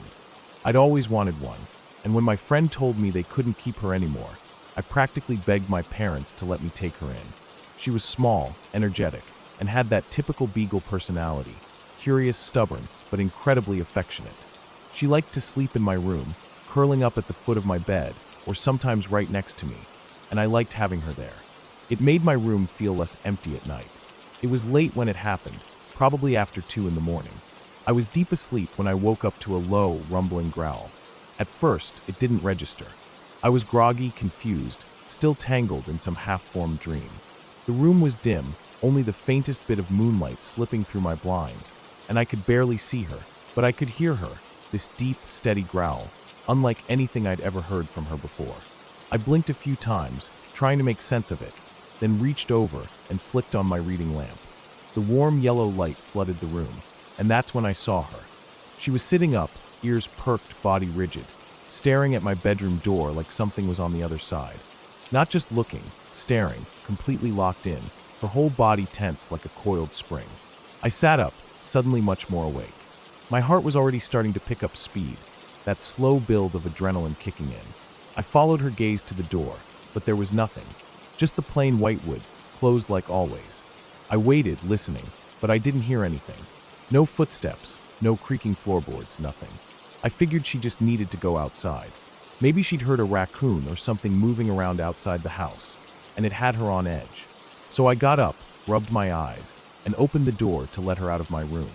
The second there was enough space, she bolted, faster than I'd ever seen her move, her nails clicking frantically against the hardwood as she tore down the stairs. I froze. That wasn't normal. She ran like she was chasing something, like she was in full pursuit of whatever had her attention. I didn't know what to do. My brain immediately jumped to the worst possible thing because, stupidly, I had watched Paranormal Activity the week before, and all I could think was that she had seen something I couldn't. I stayed in my room, ears straining to hear what was happening downstairs. The house was old, and sound carried easily. At first, it was just the sound of her running, circling through the kitchen, the living room, back through the hallway, her nails scratching against the tile and wood. But then, as I stood there in the darkness of my room, I started to feel something worse than fear. I started to feel like I wasn't alone. I couldn't explain it, but suddenly my own room felt off. The shadows seemed heavier, the silence thicker, like there was something just out of sight, something I couldn't see but could somehow feel. It was irrational, I knew that, but knowing didn't make it go away. I needed to turn on the lights. Forcing myself to move, I reached for the switch and flicked it on. The brightness was immediate, pushing back the unease just enough for me to step out into the hallway. My dog was still downstairs, still growling, still running around like she was trying to corner something. I forced myself to keep moving, one step at a time, my heart pounding harder with each one. When I reached the top of the stairs, I hesitated. The downstairs was dark, completely dark. I could barely see past the railing, but I could hear her. The growling had changed. It was lower now, more aggressive, almost like she was trying to warn something. I swallowed hard and took a shaky breath. Then I forced myself to move. I flipped on the kitchen light first. The second it came on, she stopped. Dead still. She was standing near the entrance to the family room, her back stiff, her tail down, staring into the darkness. The second the light filled the room, her entire body relaxed, like whatever had been there was gone. I didn't even realize I was holding my breath until I let it out in a sharp exhale. I stepped toward her, looking past her into the family room, then quickly flicked on that light too. Nothing. I don't know what I was expecting to see, but there was nothing.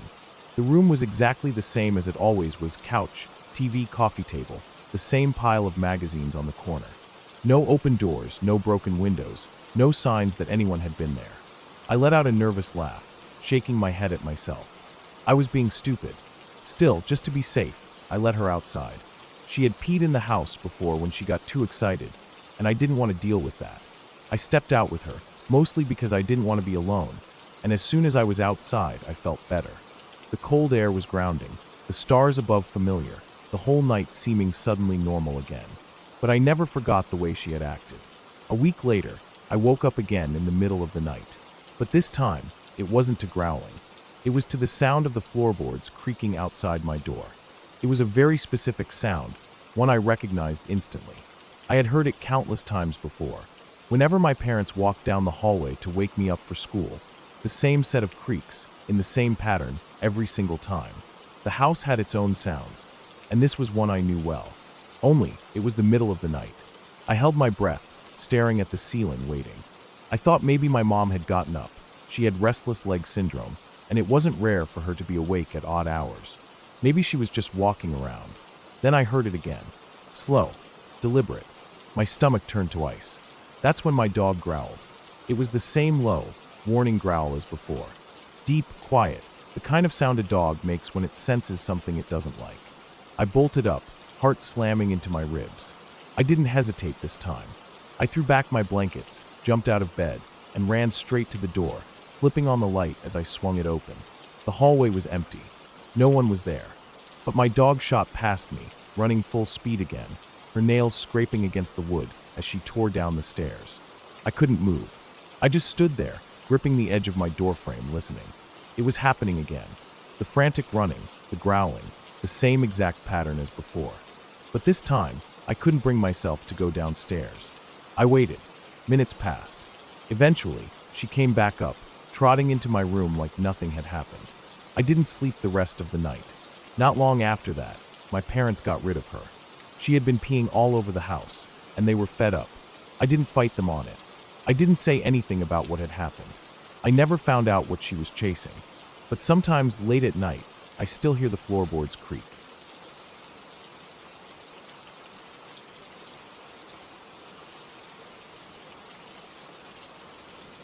I don't know if my friend was lying.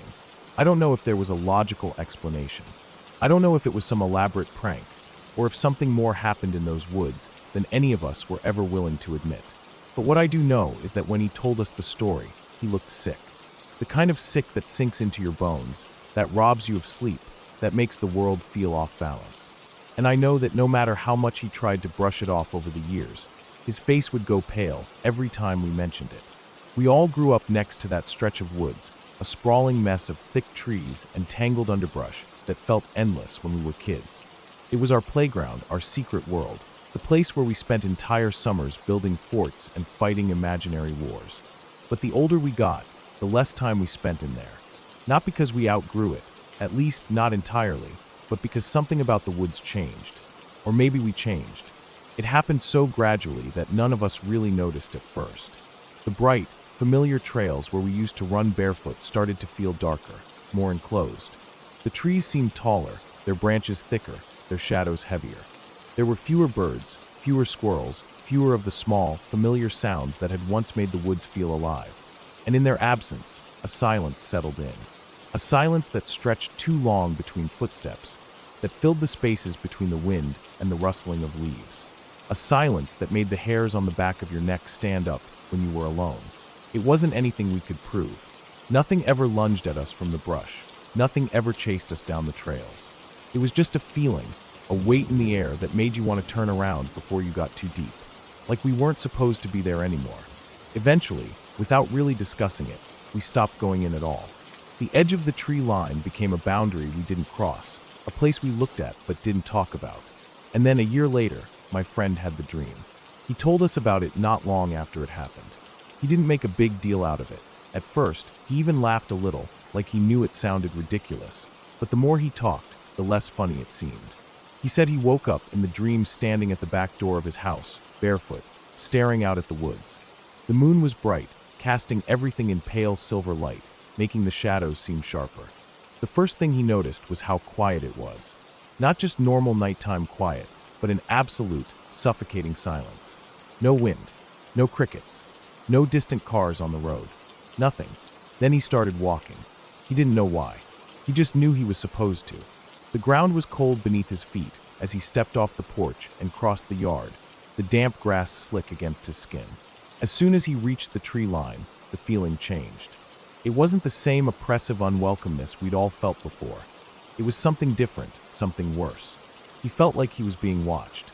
Not in the vague, paranoid way you sometimes feel when you're alone in the dark, but in a way that was deliberate, purposeful.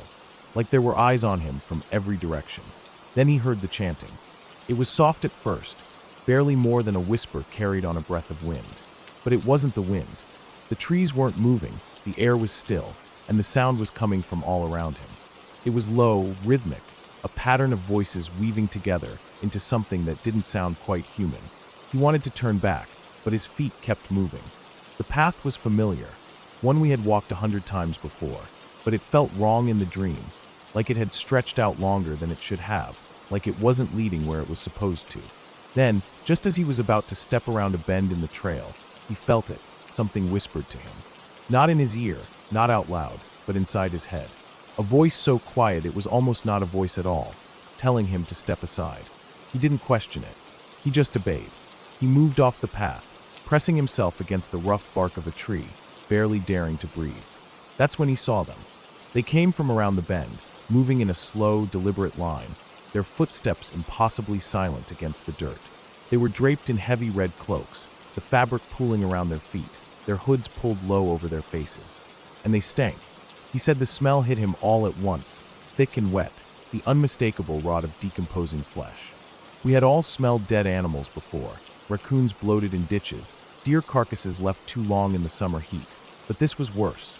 It was deeper, heavier, like something old and soaked into the fabric of their robes. He held his breath as they passed, counting 6 figures in total. They didn't speak, didn't acknowledge him, just moved forward in their slow procession. But just as the last figure disappeared down the path, his foot shifted. A dry branch snapped beneath his weight. The chanting stopped. Instantly, like a door slamming shut. For a second, there was nothing but silence. Then they turned. All at once, the 6 figures pivoted, their heads snapping toward him in perfect unison. He didn't wait to see their faces. He ran.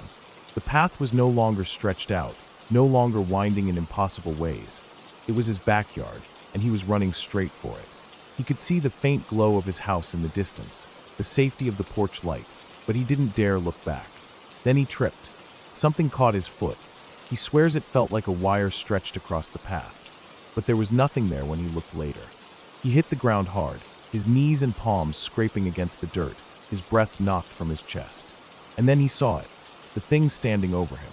It wasn't one of the figures in red. It was something else, something bigger. It leaned down toward him, its face inches from his own, and he saw the mask. A long, curved beak like the plague doctors from history books, but covered in dark, matted feathers. The last thing he remembered before he woke up was the gleam of two black eyes behind the mask. Then he was in his bed. His hands and knees were burning. He kicked off the blankets, switched on the light, and saw the blood. Dry, dark, smeared across his skin from where his palms and legs had been scraped raw. At first, he thought maybe he had fallen outside earlier that day, that he had just forgotten. But as he stood up, something drifted off his shirt. A single gray feather. It was stiff, clotted with dried blood. He kept that feather. He showed it to us. It felt fake, like it belonged to some old costume, but he never let us throw it away. He just kept it tucked away somewhere, never talking about it. And he never went back into the woods. Not once. Even years later, when we were older, when we told ourselves we didn't believe in stupid childhood fears, he refused to go near the tree line. None of us pushed him, because deep down, none of us really wanted to go back either.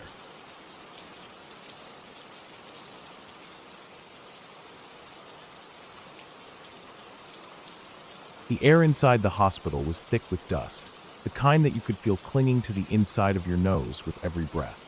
The place had been shut down for decades, abandoned like some forgotten relic of a time when it actually mattered. Now it was just another husk of a building, picked apart by scrappers, left to rot, waiting for people like us to come poking around where we probably shouldn't be. I had always been into urban exploring, old hospitals, abandoned houses, forgotten amusement parks, anything that carried a sense of history, especially the eerie kind. But this place felt different for reasons beyond just its decay. My mom had found out she was pregnant with me in this very hospital.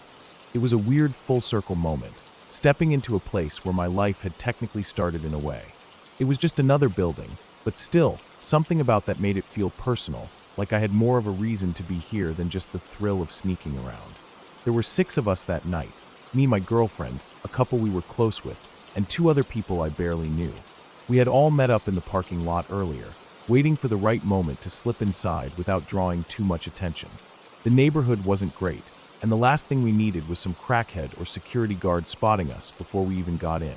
By the time we found an entry point, a busted-out window at the back of the building, it was already past midnight.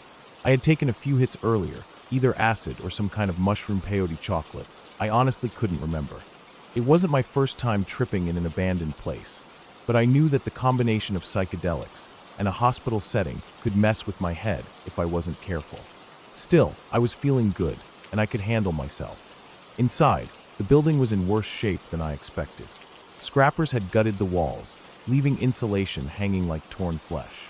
Ceiling panels dangled by wires, the floors were littered with debris, broken glass, old papers, medical supplies too decayed to make sense of.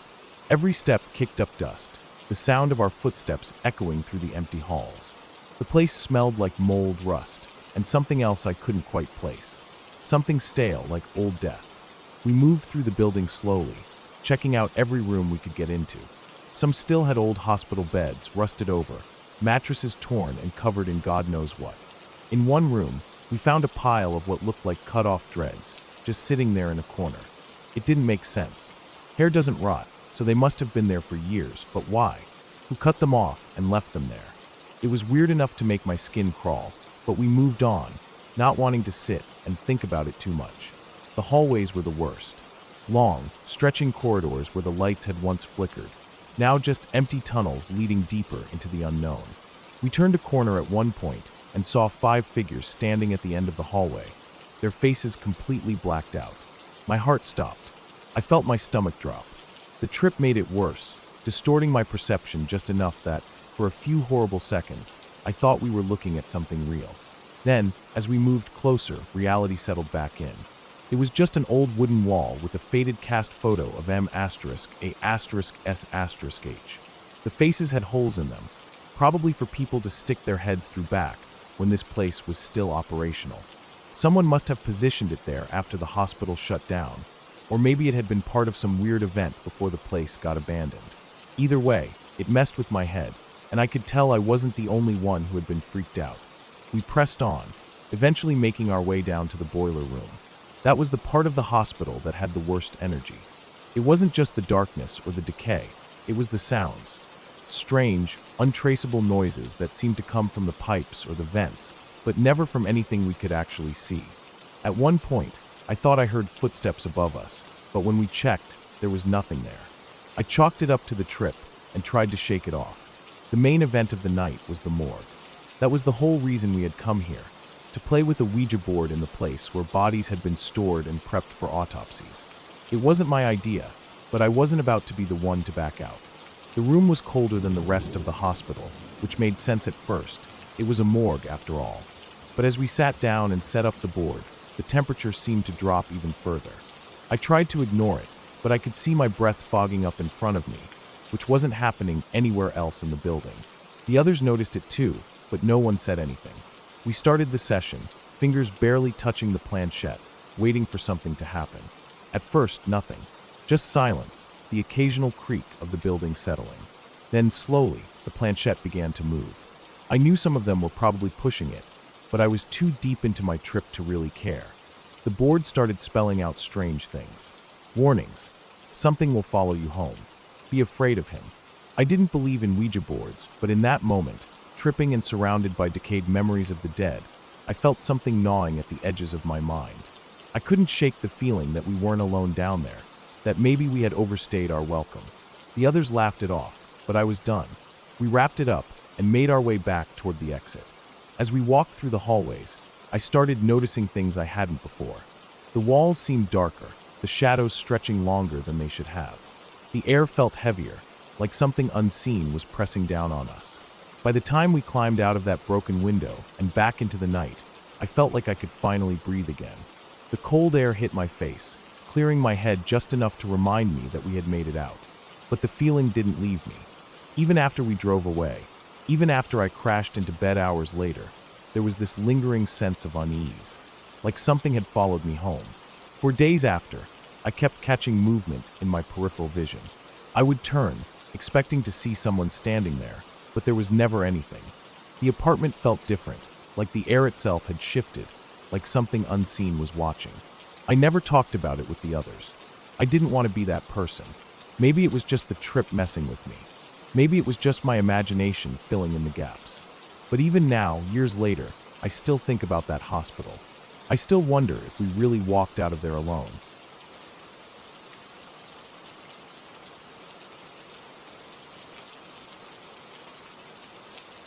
I was 16 when this happened. It was a week into my senior year of high school, right at the tail end of summer, when the heat still clung to everything, but the mornings had that first hint of autumn chill. My routine had been the same for months, waking up early, riding my bike to school, then riding it again to work if I had a shift. It was exhausting, but I had gotten used to it. What I hadn't gotten used to was the silence in my house. My grandmother had died in our home a week before. She had been 81, a quiet but firm presence in my life. For the last 10 years, she and my grandfather had lived with us, so she was always just there, watching TV in the living room, making food in the kitchen, or sitting outside when the weather was nice. She wasn't the kind of grandmother who told long stories or fussed over everyone, but she was a steady presence. Even when she wasn't talking, you just knew she was nearby. And then she was gone. The night she died had been strange. The house felt different. She had been sick for a while, so we knew it was coming, but nothing prepares you for how it feels after. The way the air changes. The way everything looks the same, but feels wrong. My grandfather sat quietly in his chair, staring at the floor most of the time. My parents were going through the motions, making phone calls, handling everything that needed to be done. I mostly kept to myself. That day, a week later, I came home from school feeling like I had been run over. I was in the middle of a growth spurt, and riding my bike everywhere didn't help. My legs were sore, my arms ached, and I had this deep tiredness in my bones that I couldn't shake. The heat made it worse. The sun was still high, and the air outside was thick and humid. I dropped my bike in the garage, stepped into the cool air of the house, and let out a long breath. I kicked off my shoes, set my backpack down by the kitchen counter, and poured myself a glass of water. The house was quiet. My mom was still at work, and my grandfather was probably in his room. I was too tired to do anything, so I lay down on the couch in the living room. The cushions were firm, but I was used to them. The room where my grandmother had died was just on the other side of the wall, maybe 10 feet away. My feet were pointing right at it. The thought crossed my mind, but I was too tired to care. I closed my eyes, the hum of the ceiling fan filling the silence. At some point, I drifted off. I don't know how long I was asleep before I woke up, but when I did, I knew something was wrong. There was no noise, no movement, but the air had changed. It was colder. Not just in the way the AC sometimes made the house feel cool, but a deep cold that I felt in my chest. My skin prickled, and my stomach tightened. I opened my eyes. She was standing in the doorway. My grandmother. She wasn't glowing. She wasn't see-through. She looked exactly how I remembered her. She was wearing the same kind of dress she always wore, her dark hair neatly pulled back. She stood there looking at me. I didn't move. I didn't even breathe. I just stared at her. Something inside me knew I should have been afraid, but I wasn't. I was just cold. Then I heard myself say it. "Grandma, you remember you died, right?" The words came out slow and quiet. My voice didn't even sound like mine. She didn't react at first, just stood there. Then finally she spoke. "Ten cuidado. Nos vemos después." Her voice was calm, firm. She didn't sound sad. She wasn't crying. She wasn't smiling either. Then she turned around and walked back down the hallway. I didn't move. I didn't blink. I just closed my eyes. When I woke up again, the house was the same. Quiet, still normal. I sat up slowly. The cold feeling was gone. My body felt heavy, like I had been asleep for hours. But when I checked the clock, only 40 minutes had passed. I tried to shake off the weird feeling in my chest. It had to have been a dream. It didn't make sense otherwise. But it didn't feel like a dream. It felt real. I didn't tell anyone about it. What was I supposed to say? I saw Grandma. She told me to be careful. It sounded stupid. I pushed it out of my mind and went about the rest of my day. A week later, I found out just how real it was. It was a Friday. I had stayed late at school to help a teacher with something and left as the sun was going down. I was exhausted. The week had been long, and I just wanted to get home. I was riding my bike like I always did, following the same streets I always took. The air was warm but cooling down now that the sun was lower. I remember zoning out, my legs pedaling on autopilot. And then, brakes screeched. Headlights flashed. I barely had time to register what was happening before I felt impact. Not full impact. Not the kind that breaks bones. But enough. The front bumper clipped my bike, sending me sideways. My hands hit the pavement first, then my knee. My bike skidded a few feet ahead of me, clattering loudly against the asphalt. Everything blurred for a second. The pain registered slowly, sharp burning in my palms, throbbing in my leg. I heard the driver's door slam. A man's voice cursing, asking if I was okay. I blinked, trying to focus. The headlights made everything too bright. My chest was tight. My hands stung. My knee was bleeding. And then, in the middle of the chaos, I remembered. "Ten cuidado. Be careful." My grandmother's voice, clear as day. I don't know if she was warning me about this exact moment, or if it was just a coincidence, but I felt something in my gut twist. If the car had been going any faster, if I had been a second slower, it would have been worse. A lot worse. The driver helped me up. My hands shook, but I told him I was fine. My bike was messed up, but I could still push it. He offered to drive me home, but I refused. I just wanted to walk, to clear my head. I made it home before the shock fully hit. I sat on the porch, breathing heavy, staring at my scraped hands. She had told me to be careful. A week before it happened. I never saw her again after that day. Never had another dream like it. Never felt that cold in the air. But I remembered.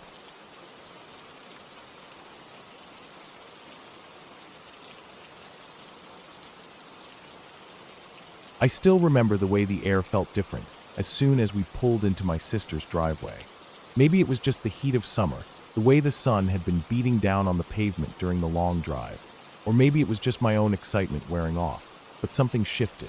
I had been buzzing with energy the whole ride, legs bouncing in the car, eyes scanning the road signs, watching the small towns pass by. My mom had been half listening as I talked, nodding at the right times, letting me go on about all the things my sister and I were going to do that weekend. I was 10, maybe a little older, but not by much, and to me, staying with my sister felt like an adventure. She was 10 years older than me, had her own place, her own life in a small town about an hour and a half from the farm where we had grown up. She was still close with us, still a big part of my life, but there was something exciting about visiting her space, a place that wasn't home but still felt safe. At least, I thought it would. As soon as I stepped out of the car, my stomach turned. The air smelled different, like old wood and something stale, something I couldn't place. It hit me so fast that I barely had time to register the shift before I felt my mouth water, the way it does before you throw up. I swallowed hard and took a shaky breath, trying to steady myself, but the nausea only got worse. I had never been carsick before, not once in my life, but suddenly it felt like the ground beneath me wasn't steady. My mom noticed right away, asked if I was okay. I nodded, but I must not have looked convincing because she put her hand on my forehead, checking for fever. My sister came outside, smiling, excited to see me, but her face shifted when she saw how pale I was. Inside the house, it was worse. The walls felt too close together, the air too still. My mom and sister talked quietly, deciding I should just sleep it off, that maybe I'd feel better in the morning. I wanted to argue, wanted to tell them I didn't want to sleep, that I didn't want to be left alone, but the words wouldn't come out. My mom gave me a quick hug and left, promising to call in the morning. The bedroom was on the main floor, small, with a bed that wasn't my sister's. She told me it had come with the house, that one of the original owners had died somewhere inside. She said it like it was a fun fact, something interesting about the place, but I didn't like the way it made my skin prickle. I threw up a little before crawling into bed, my body too heavy to fight it. The second my head hit the pillow, I was out. I didn't dream. I didn't wake up when the fireworks started, even though my sister told me later that they had been loud enough to shake the windows. I didn't hear the people celebrating outside, didn't move, didn't shift. Just slept, heavy and unmoving, like my body had shut down completely. In the morning, my sister looked annoyed. She asked why I kept coming up and down the stairs, why I didn't just knock on her door if I needed something. I stared at her, still groggy, still feeling like I wasn't fully awake. I hadn't been up. I knew I hadn't. I never sleepwalked, never moved in my sleep at all. I told her that, but she didn't look convinced. She thought maybe it was her cat, but when we opened the basement door, he was there, waiting patiently, just like always. She locked him down there at night, so he wouldn't knock things over, so there was no way he could have been the one moving around. We never figured out who, or what, had been on the stairs. The next time something like that happened, I wasn't alone. It was a sleepover, just a normal weekend with some girls from school in another small town, one of those almost abandoned places that existed on the edges of bigger towns, where the houses were old, the roads cracked, where everything felt like it had been forgotten. The house itself was ancient, sagging in places, the paint peeling from the sides like dry skin. It was big, though big enough for all of us to pile into one of the upstairs rooms, playing games, talking, being kids. The stairs leading up were enclosed, with a door at the bottom that, when closed, hid everything completely. It was the kind of door that creaked when it moved, old and stiff, impossible to open silently. We were laughing, sitting cross-legged on the floor when we heard it. Heavy footsteps, slow and deliberate, coming up the stairs. We hadn't heard the door open, hadn't heard anything before the sound of boots on wood, climbing steadily toward us. We thought it was one of the older brothers who lived there, sneaking up to scare us. So we all ran to the top of the stairs, cramming together, waiting to catch him in the act. The steps kept coming, steady, unhurried, all the way to the very last one. Then silence. Nothing. The stairs were empty. No one was there. None of us moved. None of us spoke. We just stood there, staring, waiting for something to make sense. But there was nothing, just the quiet, just the sound of our own breathing. After a long moment, we went back to the room, no longer laughing, no longer playing. No one wanted to admit how scared we were, but we all felt it. I was supposed to sleep on the bottom bunk that night, but the bed was small, too cramped, and the girl above me was heavier, making the frame press down on my space. It felt too tight, too suffocating, so I pulled the mattress onto the floor and curled up there instead. In the morning, we decided to move the bunk bed away from the wall. There was a small hatch behind it, leading to some pipes, and we wanted to see if maybe that explained the footsteps from the night before. The second we started sliding the frame, the top bunk collapsed. The solid metal frame, welded together, came crashing down onto the bottom bunk with enough force to bend it, to dent the floor. If I had been there, if I had stayed where I was supposed to sleep, it would have crushed me. We stared at the wreckage, at the place where I should have been, and none of us spoke. There was nothing to say. We left the house that morning, walking together into the daylight, leaving the night behind us. We never figured out what happened. Never explained the footsteps, the sudden sickness, the way things seemed to shift when no one was watching. Maybe it was nothing. Maybe it was just bad luck. But even now, years later, I still remember the way the air felt different. The way my stomach twisted the moment I stepped out of the car. The way the silence pressed in after those last, heavy steps on the stairs. Some things don't need explanations. Some things just happen.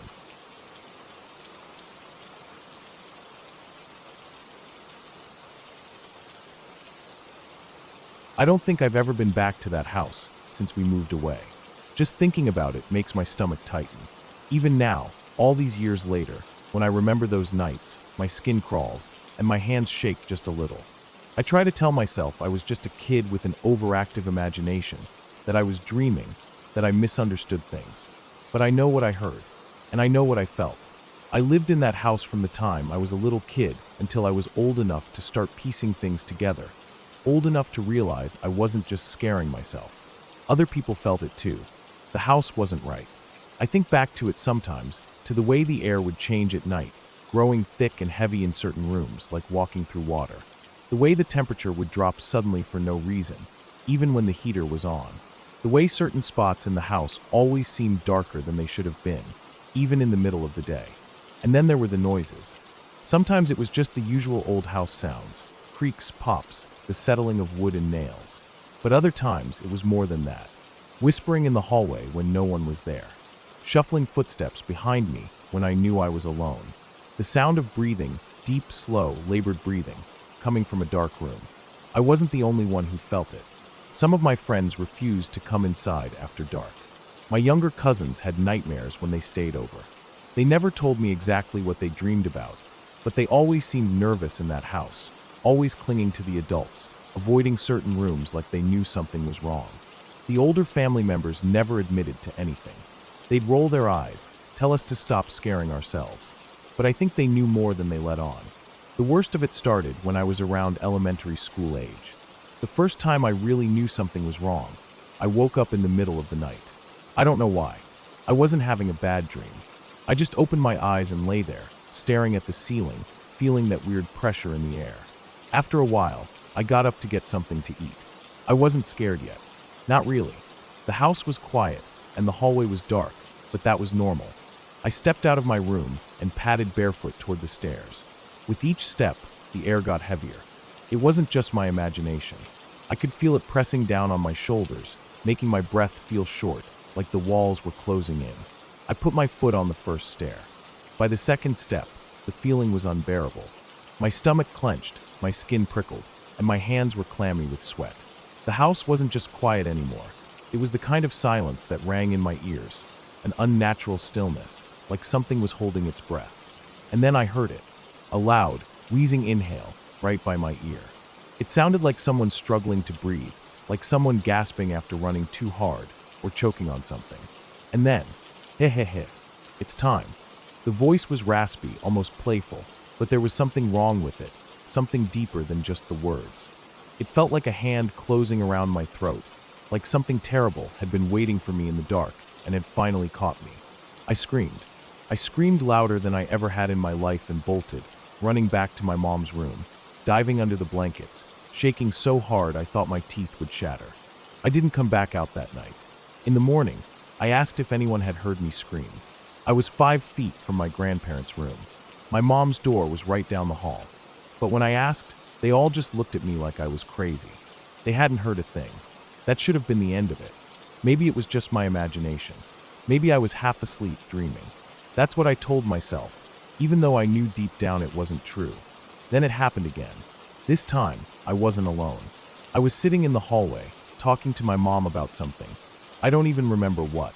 The conversation paused for a second, and she turned away to grab something. And then, right by my ear, heh, it's time. I froze. My stomach turned to ice. I whipped around, looking for where the voice had come from, but there was nothing. The hallway was empty. I looked at my mom, waiting for her to react, waiting for her to say she heard it too. She didn't. She just kept doing whatever she was doing like nothing had happened. I sat there, my heart hammering in my chest, staring at her, trying to convince myself I had imagined it. But I knew I hadn't. It wasn't over. The worst time, the one that finally made me realize there was no escaping it, happened during a power outage. The wind had knocked out the electricity, so I ended up falling asleep in my mom's bed. I woke up sometime around 2 or 3 in the morning, blinking groggily in the dark. A few minutes later, the power came back on. I could hear the hum of the refrigerator, the faint buzz of the lights, everything slowly returning to normal. I rolled over, grabbed the phone, and dialed the number for time. I just wanted to check if it was early enough to get up and play video games, or if I should go back to sleep. I put the phone to my ear. The line rang. Then it clicked. Then, heh, it's time. My blood turned to ice. The voice was coming from the phone. I screamed and threw the phone onto the floor, scrambling backward, my heart slamming against my ribs. My mom didn't wake up. She didn't even stir. I sat there, shaking, staring at the phone on the ground, my ears ringing. That was the moment I knew, without a doubt, that I wasn't imagining anything. I heard that voice a few more times after that. Usually, it came from the dining room, the darkest part of the house, the place where shadows always seemed a little too deep. Sometimes it called my name. Sometimes it just whispered. I never responded. I never went back into that house after we moved. I didn't want to. I still don't.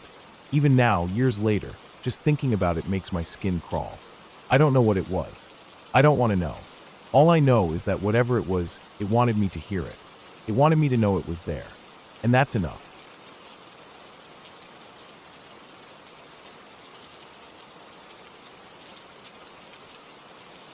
The cold had settled deep into my bones by the time I reached the creek. The sky had already darkened to an inky blue, the last traces of daylight clinging stubbornly to the horizon, but losing the fight by the second. The woods around me were silent. No wind, no rustling of dry winter branches, no distant calls of birds heading to roost. Just an oppressive, absolute silence that seemed to press against my ears. I pulled the ATV to a stop near the tree line, close to where my father would eventually emerge. I switched off the engine, and that was it. The world fell into stillness. I crossed my arms against my chest, trying to hold in whatever warmth my coat had managed to trap throughout the day. The cold was bitter, the kind that settled into your joints, that made your breath come out in thick plumes that hung in the air for a moment before vanishing into the night. The seat of the ATV was cold beneath me, but I stayed put, waiting. Hunting in winter had always had a different feeling to it. There was a kind of loneliness to it, even when you weren't alone. Something about the way sound didn't carry, how everything felt muffled and heavy, like the world itself was waiting. I had spent enough time in the woods to know that this was normal, just the way things were in the deep cold. But something about that night made the silence feel heavier, thicker. I shifted my weight slightly, exhaling slowly, watching the mist of my breath curl into the air in front of me before it disappeared. I closed my eyes, just for a second, and thought about a warm house, about a fire crackling in a stone hearth, about the smell of coffee, of venison cooking, of... A sound cut through the silence. A howl. Low, drawn out, closer than I was comfortable with. My eyes snapped open, my whole body going rigid. Coyotes weren't rare out here. I'd heard them plenty of times before, yelping and yipping, their voices carrying over the hills and fields late at night. But this wasn't that. This wasn't some distant chatter, some group of small, half-starved coyotes scurrying through the brush looking for scraps. This was one, just one, and it was close. The sound had a weight to it, a depth that I didn't usually associate with coyotes. It was deeper, fuller, and I felt it settle in my chest like a lead weight. I stayed completely still, my breath slow and shallow. The ATV was dark, the engine off. Maybe it didn't know I was here. Maybe it had howled for something else. But my gut told me otherwise. The bed of the ATV was still coated in blood, in offal, in the thick, lingering scent of a fresh kill. I felt my pulse hammering in my ears. I had made a mistake. The rifle. It was in the back. Not in my lap. Not across my legs. In the back. Out of reach. The pistol? At home. Knife? Buried in my coat pocket. Stupid. I weighed my options. The thing hadn't attacked yet. It hadn't moved. at least not that I could hear. Maybe it had already been there, and I just now noticed it. Maybe it had been watching me, waiting. Slowly, carefully, I reached down into my pocket, feeling for my phone. My fingers were stiff, half numb from the cold, and the fabric of my coat made it hard to get a grip. I forced myself to move slowly, deliberately. I found the edge of the phone, pulled it free. My fingers shook as I felt for the power button. I hesitated. Then, with a deep breath, I pressed it. The screen lit up immediately, the glow harsh and blinding against the darkness. And in that moment, my breath caught in my throat. Eyes, reflective, yellow-green, staring at me from the darkness. The light from my phone caught the gleam of them just past the back of the ATV, close enough that I should have heard movement, should have heard breathing, footsteps, something. But there had been nothing. The eyes were locked on me, unblinking. And then I saw it, the shape, the dark outline of a body of fur. The head was low, the stance tense, the muscles coiled. It was a big male. Coyotes weren't usually big animals, but this one? It was larger than I expected. It wasn't a wolf, I was sure of that, but still, bigger than it should have been. And it was licking the tailgate. The blood. I felt a surge of nausea rise in my stomach. I didn't move. I barely breathed. The light from my phone wavered slightly as my hand trembled. My fingers were stiff, my grip unsteady. And then I lost it. The phone slipped. I felt it leave my grasp, felt the sickening lurch in my stomach as it tumbled down. It hit the ground hard, and I heard the distinct sound of plastic snapping, of the battery popping loose. Darkness swallowed me whole. I sucked in a sharp breath. For a second, nothing happened. I listened. Silence. I didn't hear it run. Didn't hear the crunch of snow, the rustle of dried grass. But I knew it was gone. I stayed frozen, my body stiff, waiting for the sound of it returning, for another howl, for the feeling of hot breath on the back of my neck. Nothing. Minutes passed. Still nothing. Finally, I moved. Slowly, carefully, I reached for the ignition, my fingers fumbling over the cold metal. The engine roared to life. I didn't wait. I turned the ATV sharply, the tires digging into the frozen ground, and I peeled out of there, speeding toward my father's stand. I didn't stop, didn't look back. I found him quickly, waiting just where I had left him, rifle slung over his shoulder. He climbed onto the ATV without a word, and we drove back to camp in silence. I never told him. There was nothing to tell. No attack. No real confrontation. Just a moment where I had looked into the dark, and something had looked back. A moment where I had been completely, utterly vulnerable. A moment that could have gone very, very differently. And that was enough.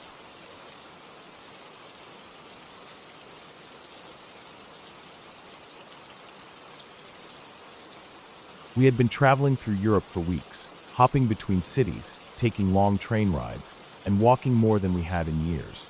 It was November, the off-season, and most places were quiet, with few tourists. That was part of the charm. No crowds, no rush, just the two of us exploring at our own pace.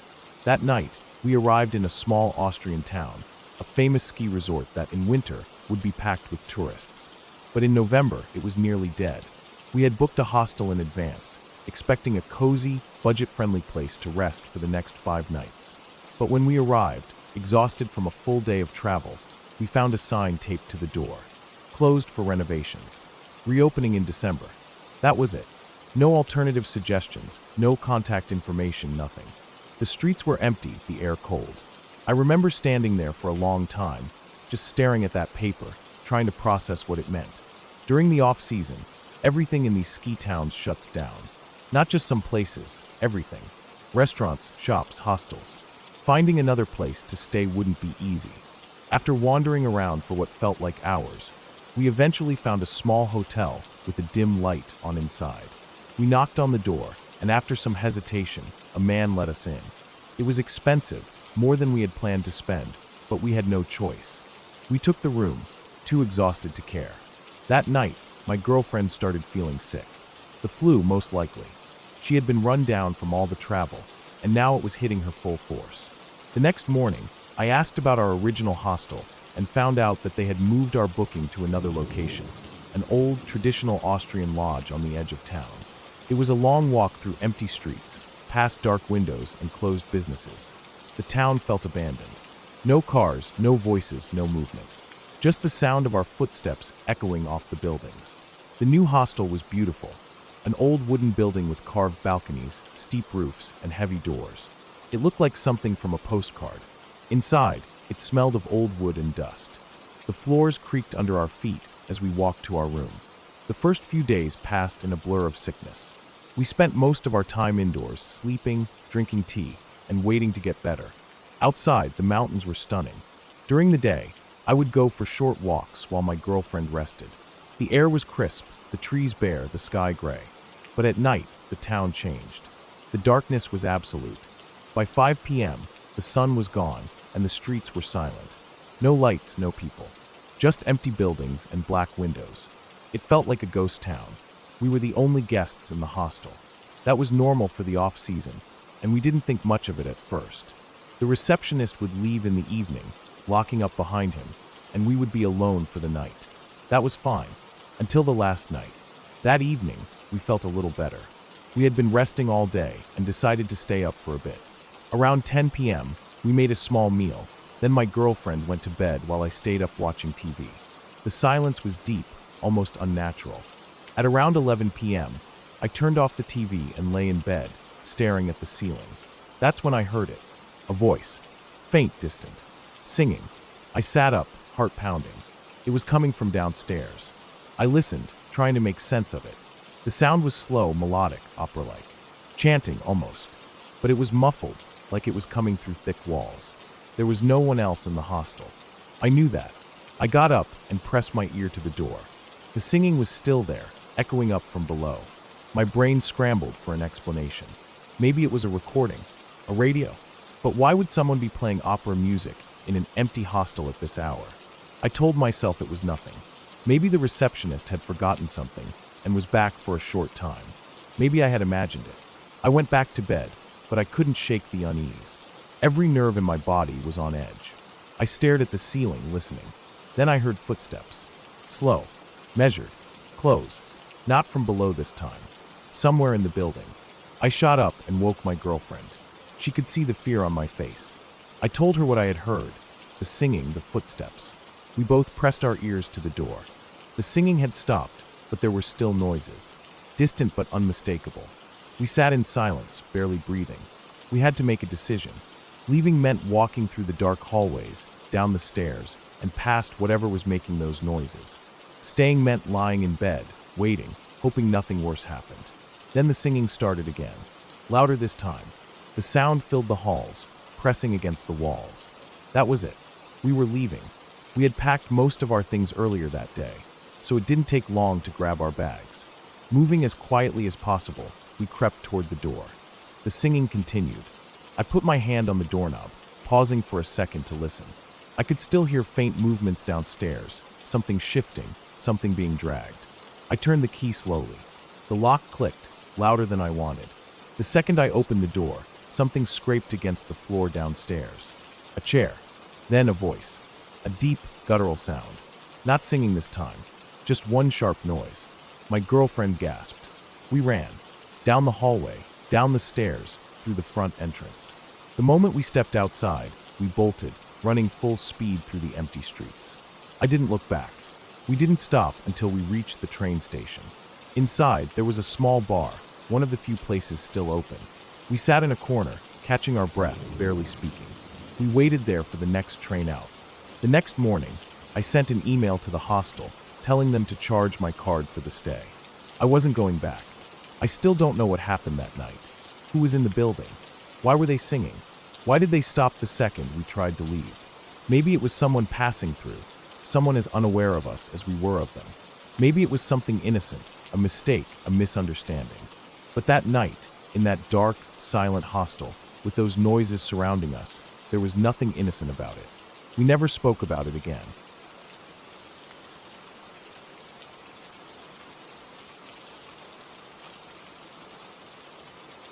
It was the last day of the year, and my family had already packed their bags. Every year, we usually spent the new year together, but this time, they decided to take a trip to the state capital. I wasn't interested in going. My friends were all staying in the city, and we had planned an end-of-the-year party. It was important to me. I didn't want to be stuck in a hotel room with my family, watching fireworks from a distance, when I could be celebrating with the people I actually wanted to be with. After some convincing, they agreed to let me stay. It felt strange watching them leave. The apartment felt hollow the moment the door shut behind them. I stood there for a few seconds, listening to the silence. It was always a little unsettling when they left for extended trips. The place never truly felt empty when they were around, but now it was like a hollow shell. I shook the feeling off, grabbed my bag, and left for my friend's house. I wasn't going to waste time dwelling on it. I had a party to get to. The night was loud and chaotic in the best way. Music, drinks, laughter. It was exactly how I wanted to start the year.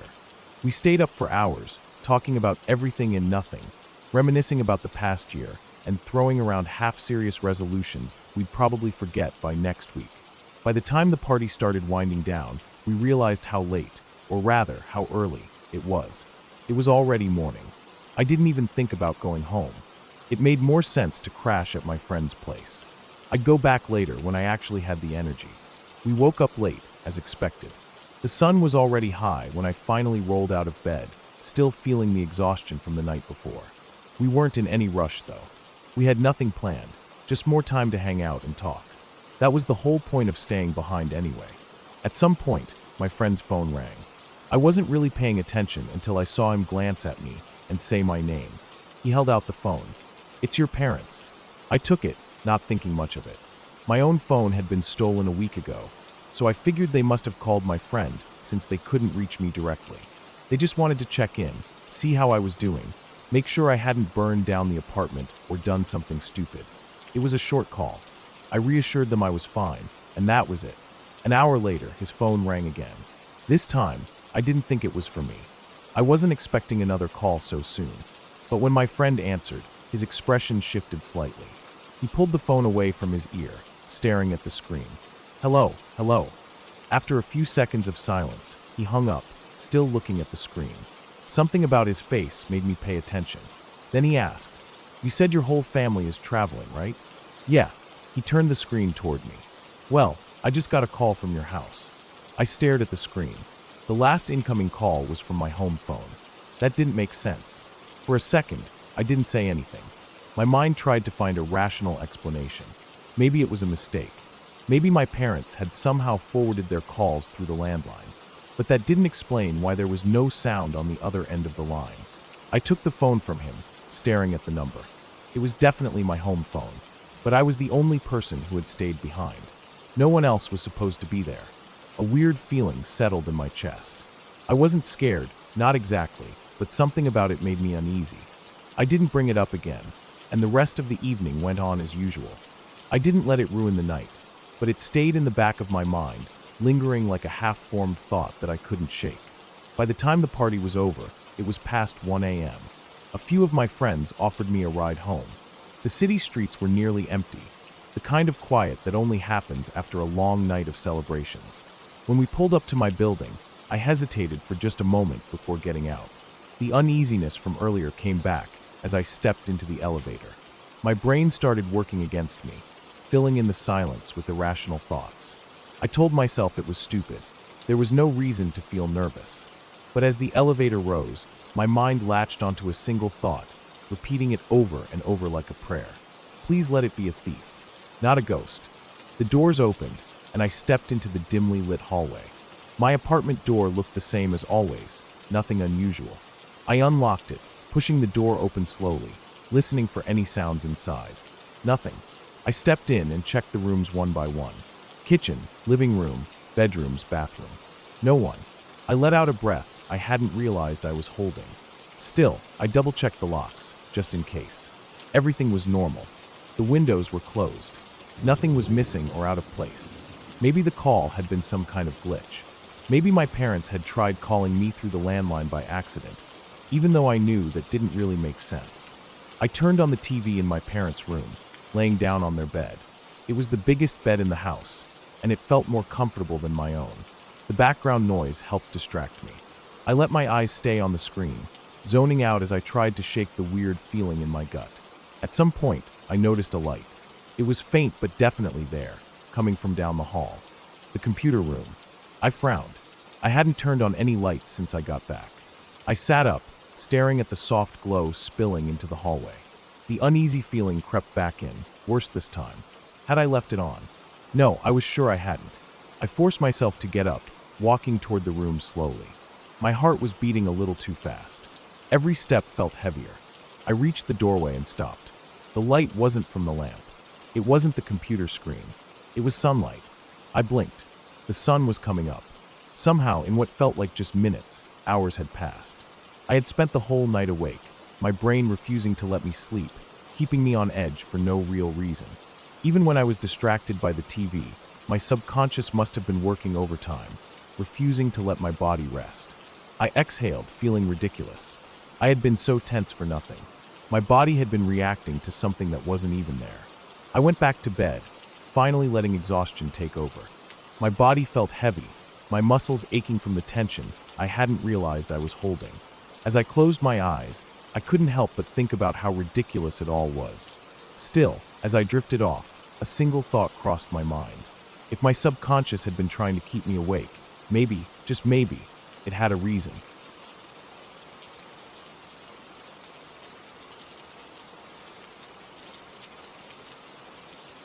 When I was little, my dad sometimes went to his church down the road, leaving me home alone for about half an hour. It was never supposed to be long, just enough time for him to check on things or talk to someone. Most of the time, I just curled up on the couch with my cat, waiting for him to come back. The house was quiet during those times, almost too quiet. Outside, the wind moved through the fields, and beyond that, the woods stretched endlessly in every direction. It felt isolated, even though I had lived there my whole life. I remember my cat watching things I couldn't see. Her ears would flick, her pupils would widen, and she'd track something invisible moving across the room. I told myself it was just dust floating in the air, or maybe she was imagining things. But she wasn't the kind of cat to play with nothing. If she focused on something, she really saw it. That always made me uneasy, but I tried to ignore it. One evening, my dad was late. He should have been home 25 minutes ago, and I kept glancing at the clock, feeling uneasy. The sun had already set, and the house felt heavier than usual. I got up from my room, walking down the hall toward the living room. The floors creaked under my feet, a familiar sound in a house that had settled over decades. Right as I stepped past the piano in the entrance of the living room, I felt it. A hand, a real, solid hand grabbing my left shoulder, shoving me forward. I barely had time to react. I stumbled, my foot catching on the rug, my arms flailing for balance. As I fell forward, a massive, deafening bell rang out. Ding, ding, ding, ding, ding.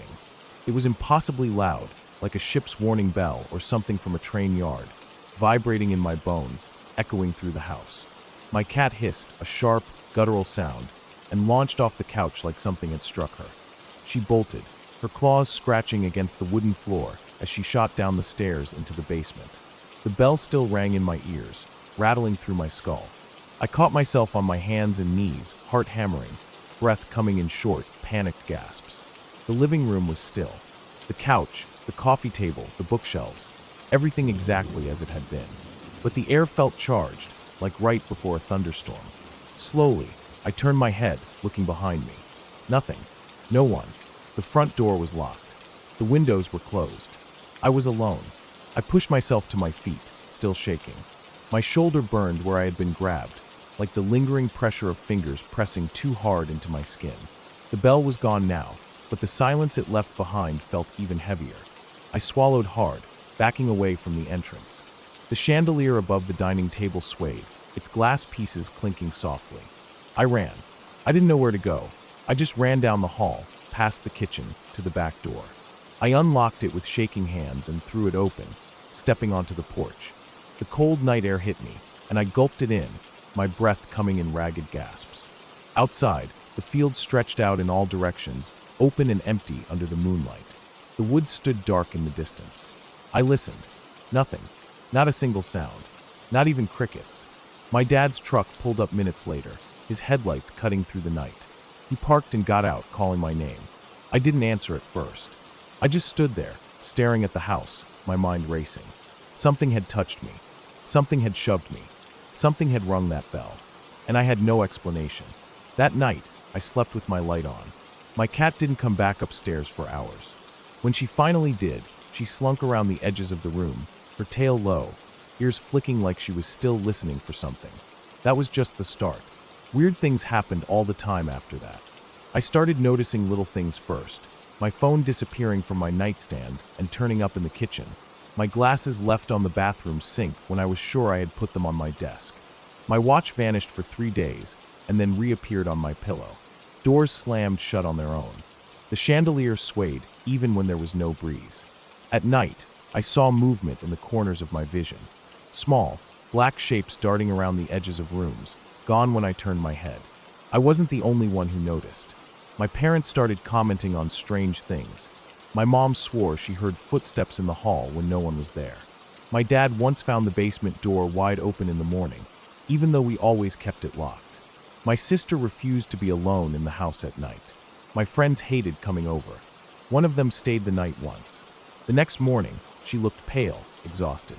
She told me she couldn't sleep, that it felt like something was standing in the corner of the room, watching her all night. Another friend came over for a weekend. Halfway through the first night, she asked me to take her home.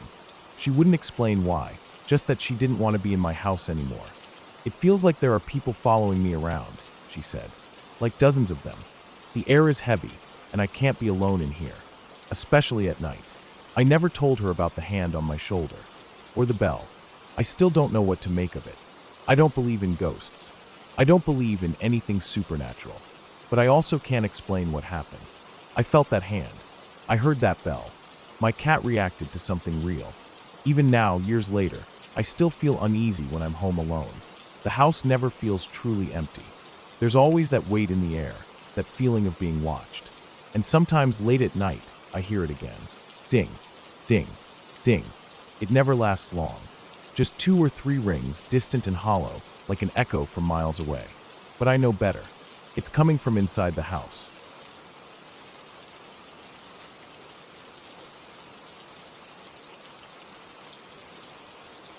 The first time I saw my grandma rehanging the pictures, I didn't think much of it. I was a kid, maybe 7 or 8 years old, staying at her house for the weekend like I always did. She lived in an old house, one of those places that felt bigger than it really was, with long hallways and high ceilings. It always smelled like cinnamon and something faintly musty, like old books. The walls were lined with framed pictures, some of family, some of old relatives I had never met, and a few of those old-fashioned portraits where no one smiled.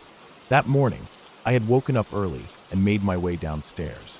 The house was quiet, except for the faint sound of my grandma moving around. When I turned the corner into the living room, I saw her standing by the wall, lifting a picture frame. There were several of them on the floor, leaned neatly against the baseboard. At first, I thought maybe she was cleaning or rearranging them, but then I saw how careful she was. She wasn't moving them around. She was putting them back exactly where they had been. I remember asking her what she was doing, and she just said she was putting the pictures back up. Her tone was casual, like it was just part of her morning routine. Being a kid, I didn't think much of it. I figured maybe the frames were loose, maybe they fell during the night. I didn't think about it again until the next time I stayed over. A month later, same thing. I woke up early, went downstairs, and found her putting the pictures back. Same pictures, same spots. I asked her why she kept having to put them back, and she gave me the same answer. Someday, she said she would tell me. It happened again and again. Over the years, I started waking up early just to see if it was still happening. Sometimes I would stay up late, trying to listen for the sound of them falling, but I never heard anything. I even tested it once. I pressed my ear against the wall, trying to see if the vibrations of a truck going by would shake them loose, but nothing happened.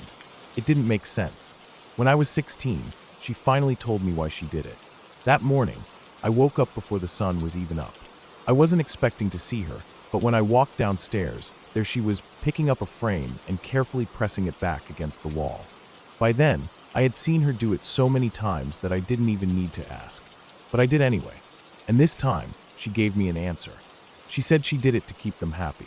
At first, I thought she meant the family, the people in the pictures. Maybe it was some kind of superstition, a way to honor the dead. But then she kept talking, and I realized she meant something else. She told me she thought it was ghosts. That every night, something took them down, and every morning, she put them back. She didn't say it in a joking way.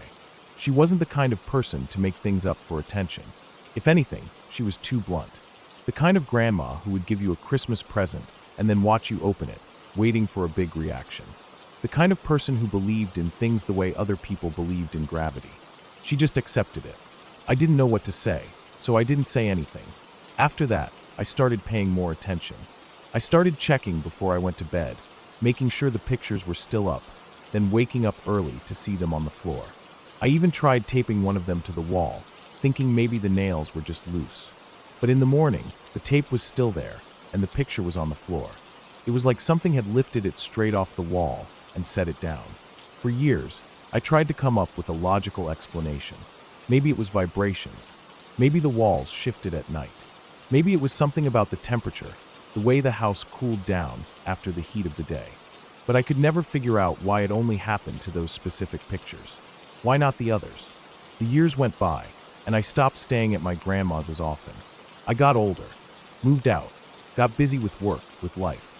But every once in a while, I'd go back. And every time I did, I'd wake up early and go downstairs just to see. And every time, I'd find her there, putting the pictures back. One day, I finally asked her if it ever bothered her, if she ever thought about just leaving them on the floor. She just looked at me, then at the pictures in her hands. Then she shook her head and said, "No, they don't like that." That was the last time I asked. Even now, after all these years, I still don't have an answer. Maybe there isn't one. Maybe it was just something she did, something that didn't need explaining. But sometimes, when I think about it too much, I remember the way she said it. Like she knew, like she had tried before, and it hadn't gone well.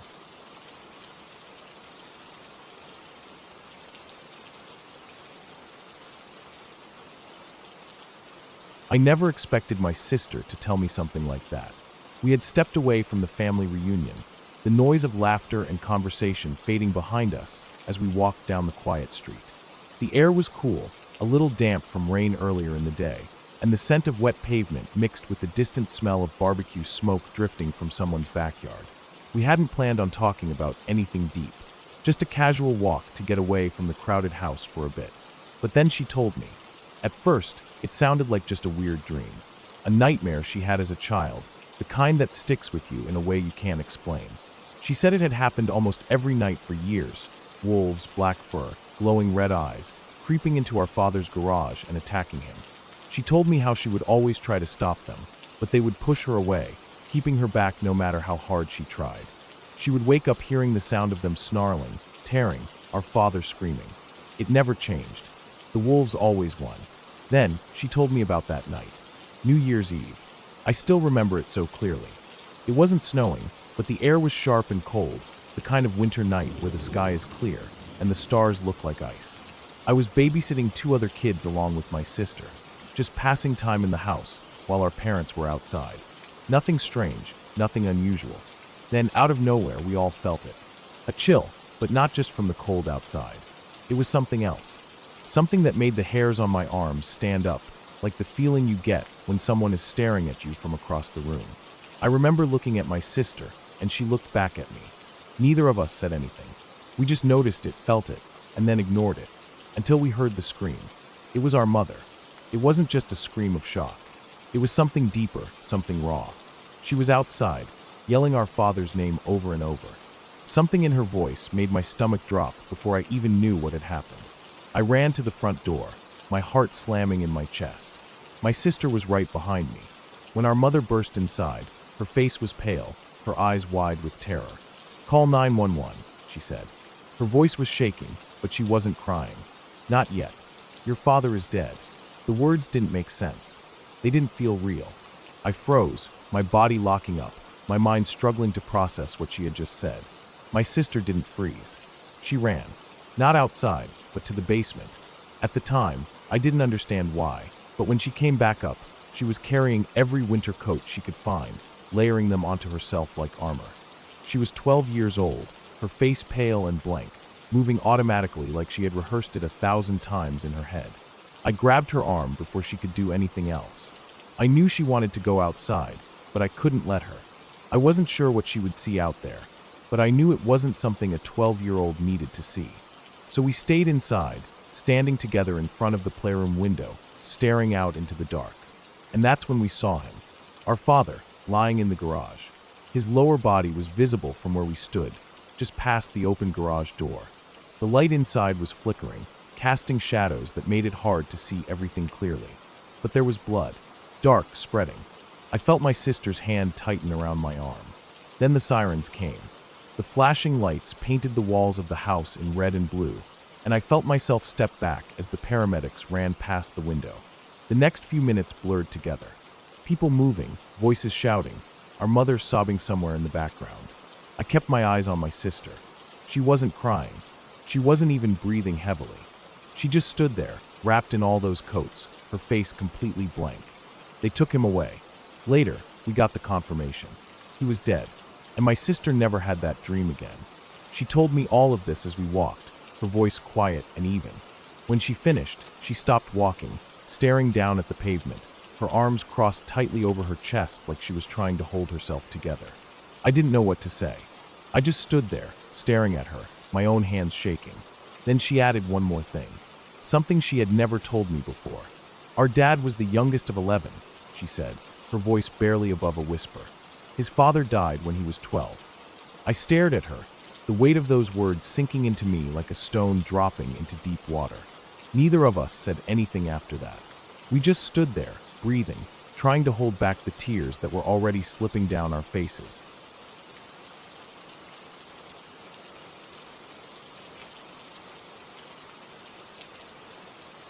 I woke up to the feeling of warmth pressed against me. For a moment, I was still half asleep, barely aware of my own body.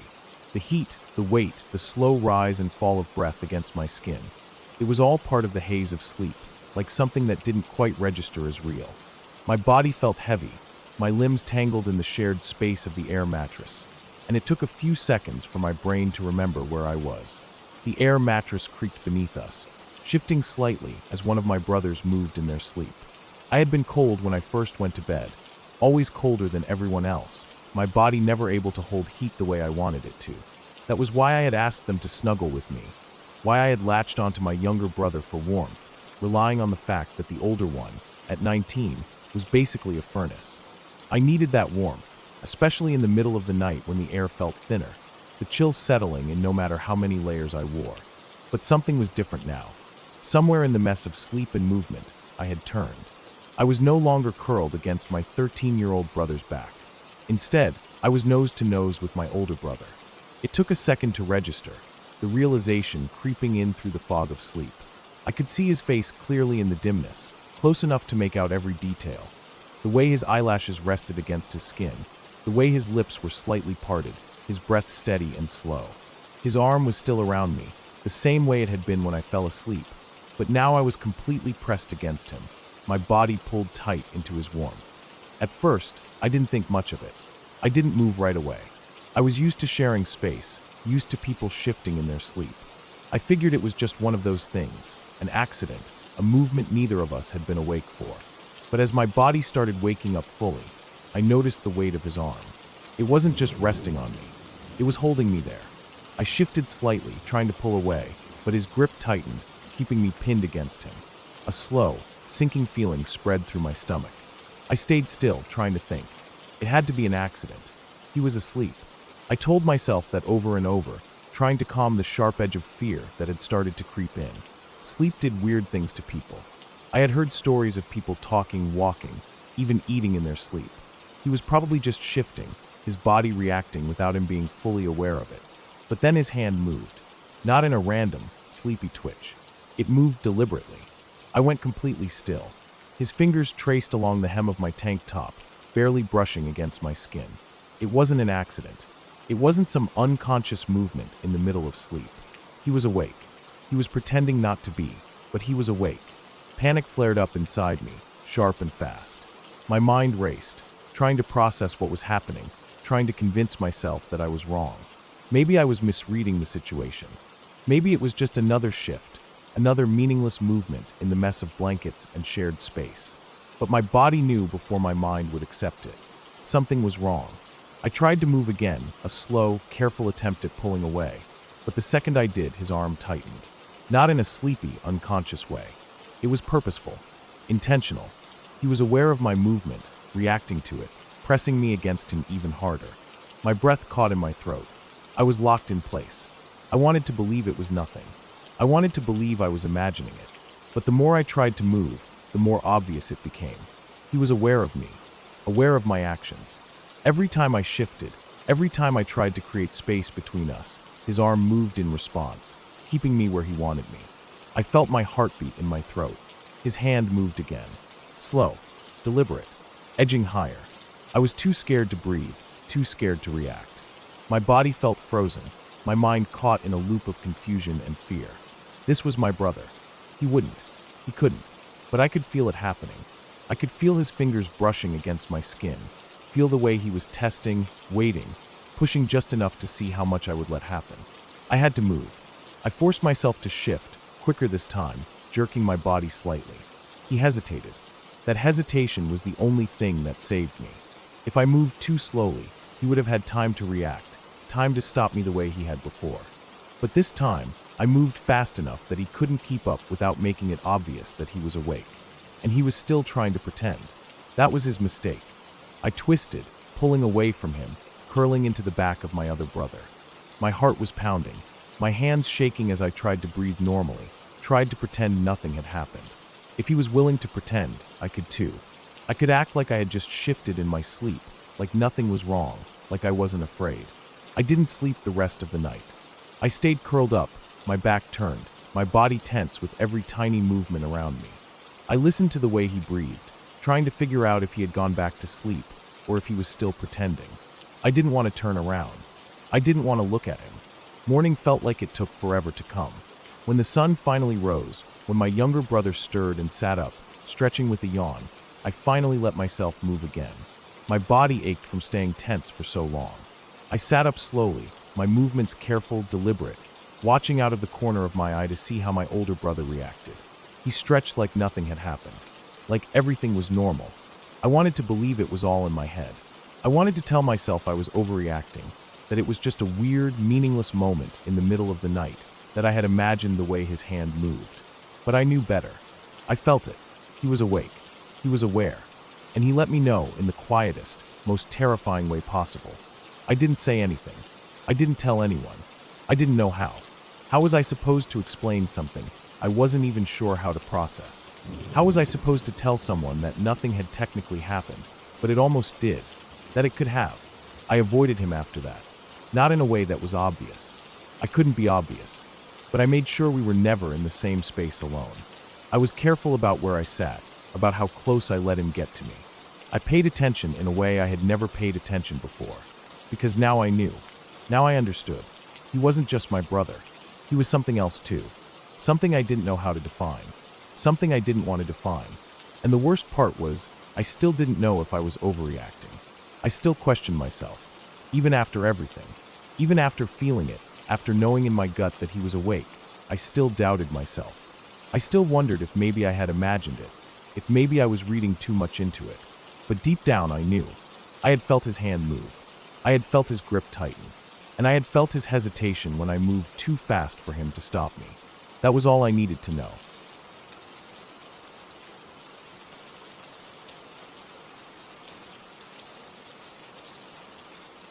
I remember that day too clearly, and I wish I didn't. There are things that should blur with time, little details that should slip away, things I should forget just from sheer exhaustion of having replayed them in my mind so many times.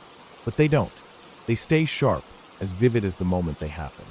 It was a Friday, a slow, dragging kind of day at school, where nothing felt important, because the weekend was right there, waiting. I spent the whole day looking forward to what we had planned, impatient for the bell to ring, so we could just get out of there. I wasn't new to tripping. Neither of us were. It wasn't some reckless, first-time mistake where we didn't know what we were doing. We knew.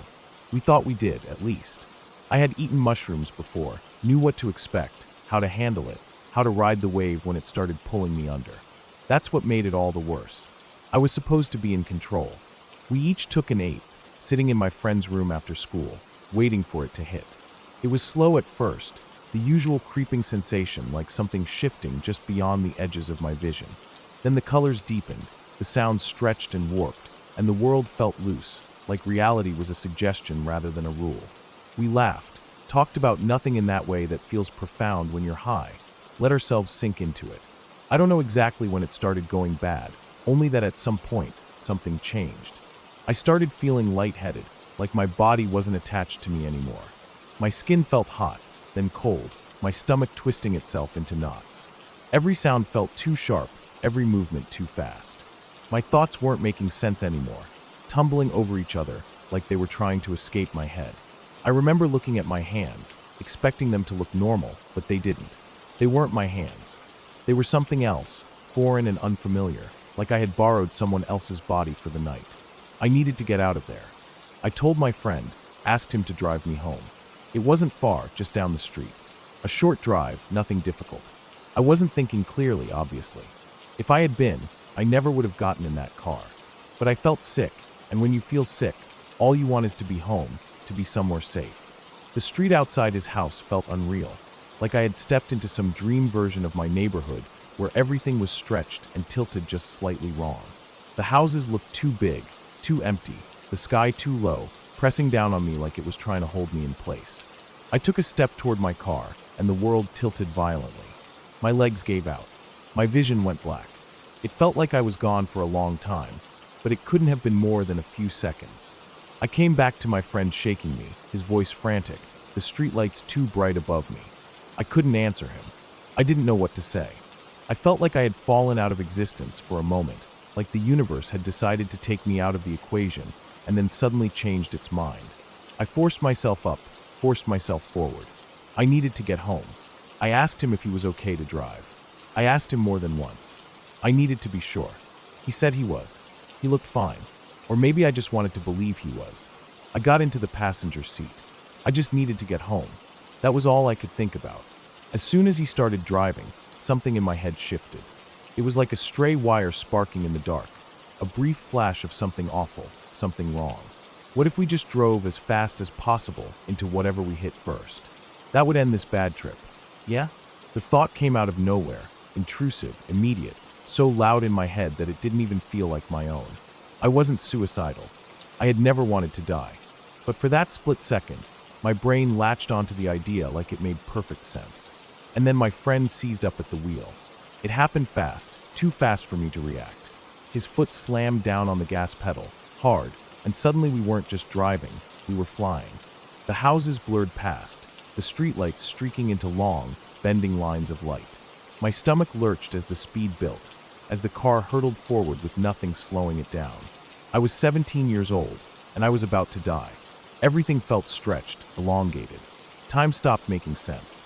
I could feel the pressure of the seatbelt that I wasn't wearing, feel the weight of my own body pressing forward, feel every vibration in the car as it sped toward the inevitable.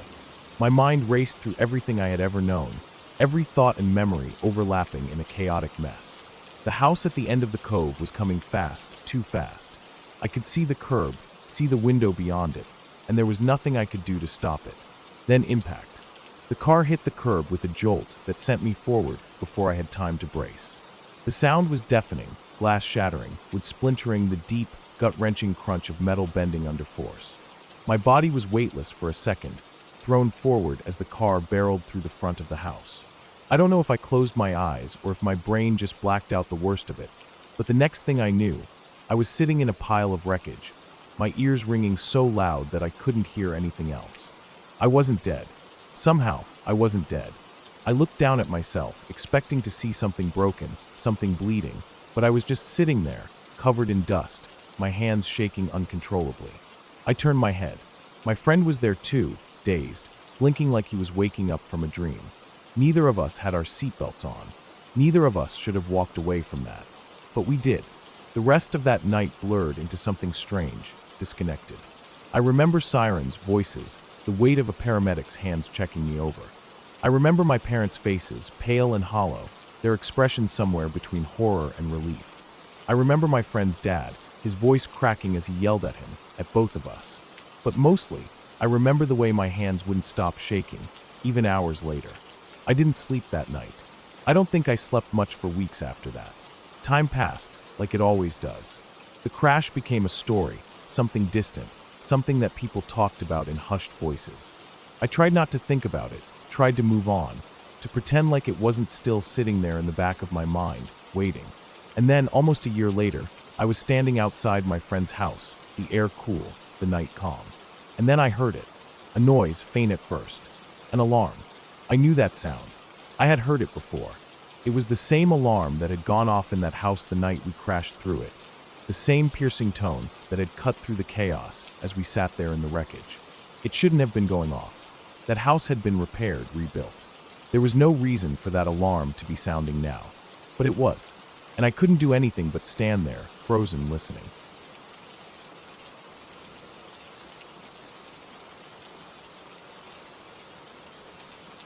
I had never been under general anesthesia before.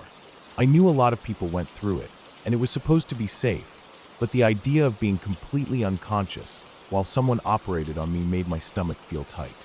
There was something unnatural about it, about handing over control like that. It wasn't the pain that worried me. Everyone said getting wisdom teeth removed wasn't that bad. It was the not knowing. I was 17, and my wisdom teeth had started coming in crooked. The dentist had warned that if I didn't get them taken out, they could push against my other teeth and cause problems.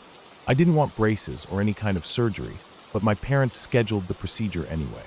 There wasn't much choice. The oral surgeon's office was cold when I walked in. The kind of cold that makes you second-guess whether you're nervous or just reacting to the temperature. The walls were a dull off-white, the kind that always seemed slightly dirty no matter how clean they were.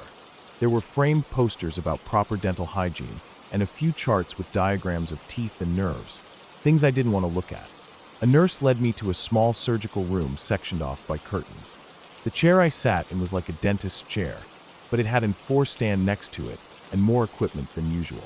The air smelled sharp, like antiseptic mixed with the faintest hint of something metallic.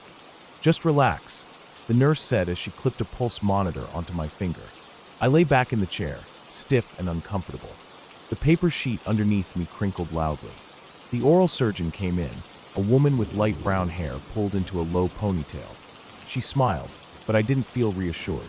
A male doctor stood behind her, checking over my chart. I wasn't sure if he was another dentist, an anesthesiologist, or just an assistant.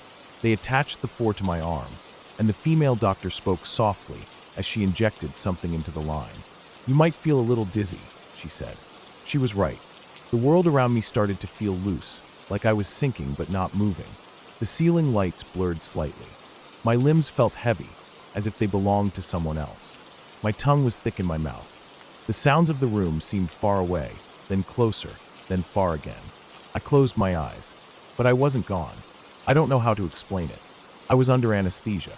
I was unconscious, but I could still hear them. Not just hear them, sense them. The sound moved in a circle around me.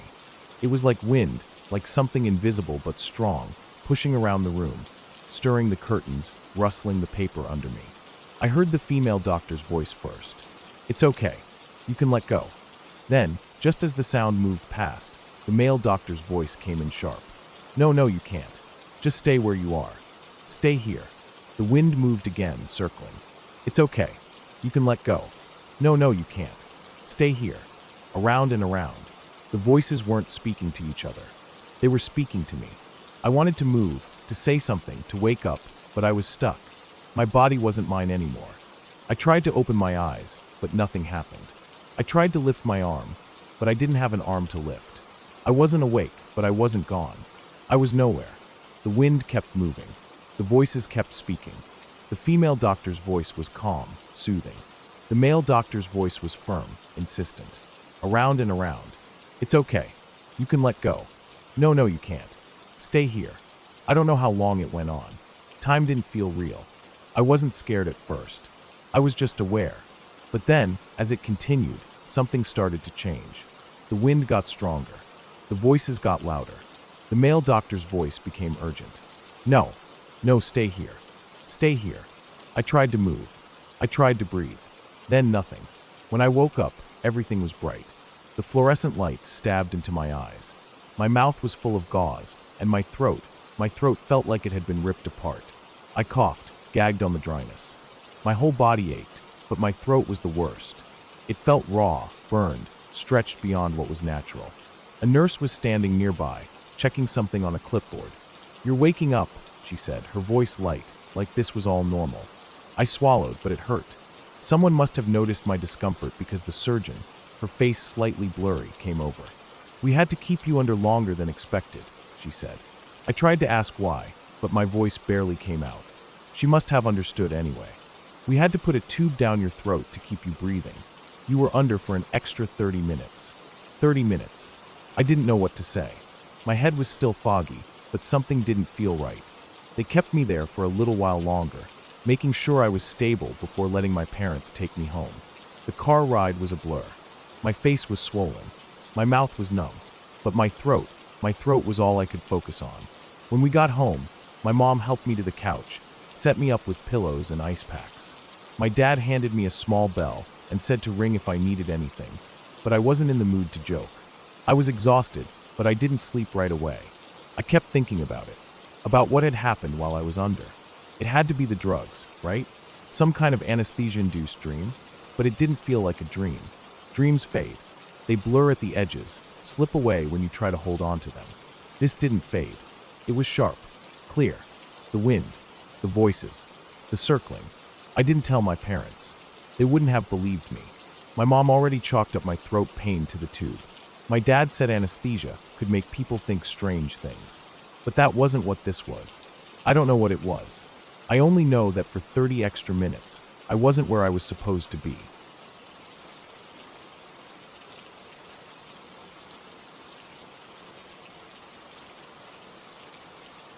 It was one of those perfect summer days, the kind that felt endless. The kind where the heat from the sun stayed on your skin long after you stepped into the shade. Me and a few of my university friends had driven down from Toronto to Fort Erie early in the morning, hoping to make the most of the day before heading back in the evening. It was a 2 or 3 hour drive, but the beach made it worth it. It wasn't one of those tourist-packed spots. It felt like a secret place, somewhere we could actually relax without stepping over crowds of people. The best part, though, was the broken pier. It stretched out into the water, weathered and cracked, but still sturdy enough to walk on. At the very end, there was a rusted flagpole that stood about 10 meters high. We loved that pier. Every time we came, we would run along its edge and leap into the water below, feeling weightless for a second before crashing into the waves. It was something we had done countless times, a little ritual we repeated every visit. That day was no different. We had already spent most of the afternoon swimming, eating, lying in the sun, doing everything you do at the beach. The heat had worn us down, and by the time the sun started dipping lower, we were all lazily sprawled out on our towels. It was that point in the day where time slowed, where the idea of moving at all felt exhausting. Someone suggested heading back soon. A few of us wanted one last jump before calling it a day. Me and 3 of my friends decided to smoke a joint first, just to make that final jump feel even better.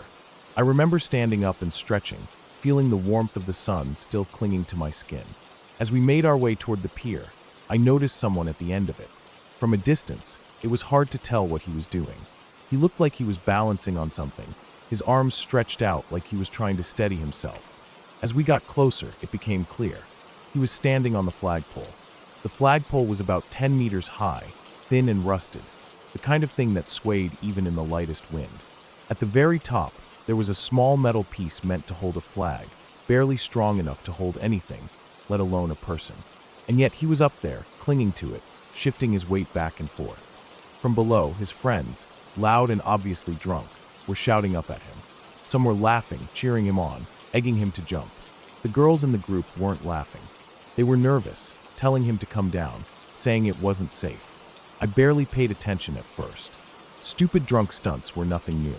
People did dumb things at the beach all the time. We had all done things that probably weren't the safest. It wasn't my problem, I figured. We kept walking.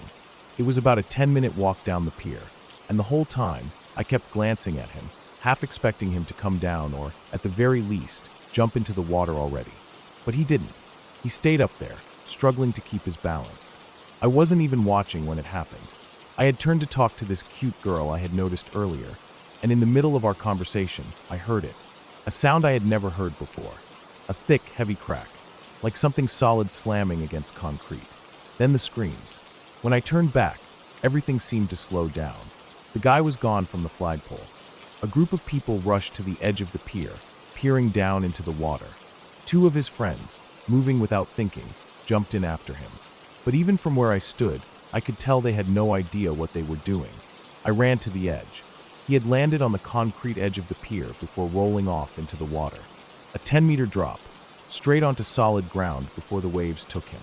I didn't hesitate. I dove in. The water hit me like a shock, snapping me out of whatever daze I had been in. I kicked hard, propelling myself toward where he had landed. His two friends were flailing, panicking, trying to grab him, but they weren't holding him right. They were jerking his arms, his head lolling back unnaturally. I reached them, pushing one of them back.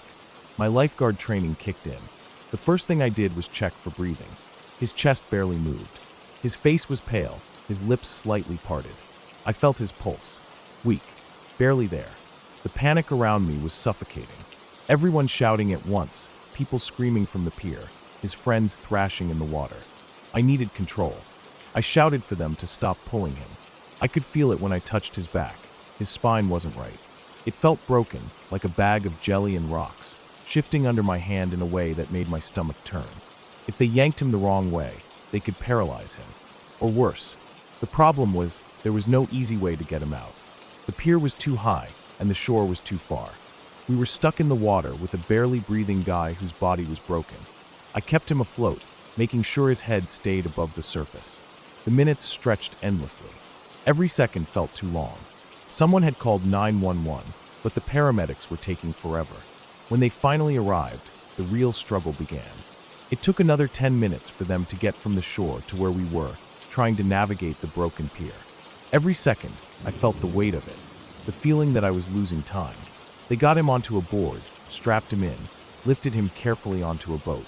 I climbed up after them, drenched, shaking. My hands wouldn't stop trembling. I watched as they tried to resuscitate him.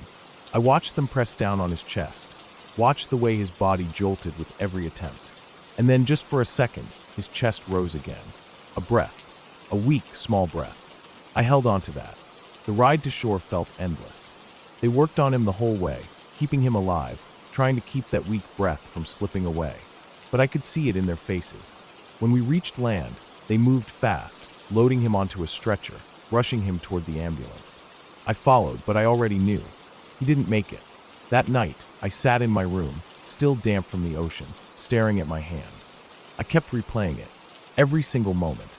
The way he fell, the sound of it, the panic, the feeling of his spine beneath my fingers.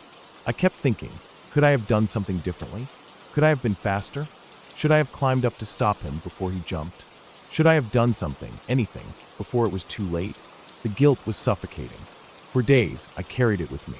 Every time I closed my eyes, I saw him up there, swaying on that flagpole, arms out, trying to keep his balance. Every time I heard a loud noise, I flinched, remembering the way his body had hit the ground. I had saved people before. I had trained for this. And yet, he had died anyway. It took me a long time to realize that some things are out of our control. That even when you do everything right, it doesn't always end the way you want it to. I'll never forget that day. I'll never forget how it felt, watching someone slip away like that. And I'll never forget the sound of that concrete thud.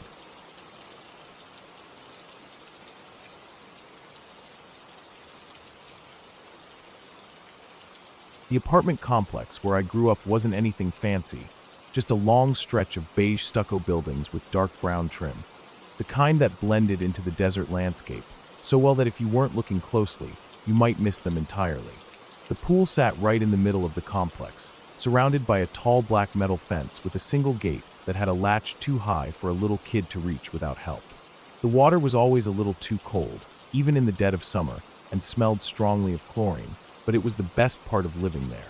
That night, like so many others, my family had decided to go for a swim. It was sometime around 8, maybe a little later. The sun already set, leaving behind a deep orange glow that was fading fast into purples and blues. The overhead lights around the pool had flickered on, buzzing quietly as moths and other small insects gathered around them, drawn in by the artificial brightness.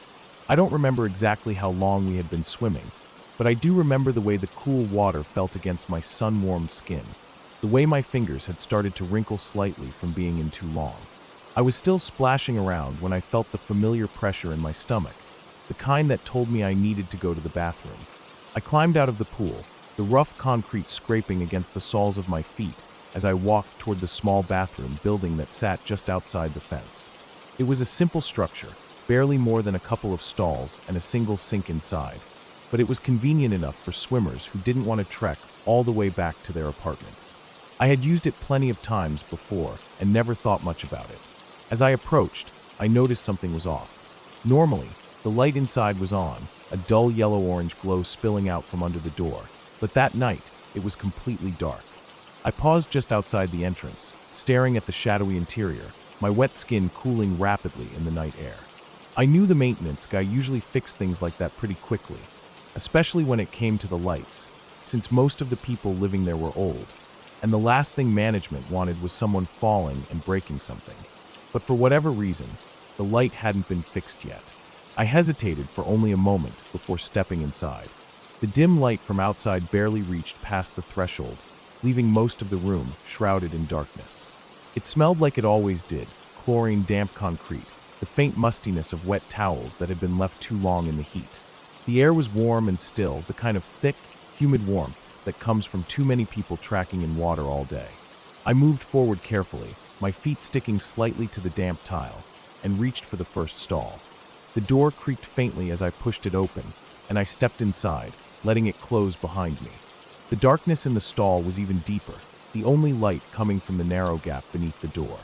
As I sat down, my eyes slowly adjusted, and the shadows around me started to take shape. That's when I noticed it.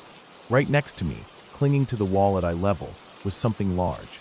At first, I couldn't make sense of it, just a dark, lumpy mass in the low light. Then I saw the eyes. 8 of them. Small, beady black eyes, clustered together on its strange, coarse-haired face. I stared at it, and it stared right back at me.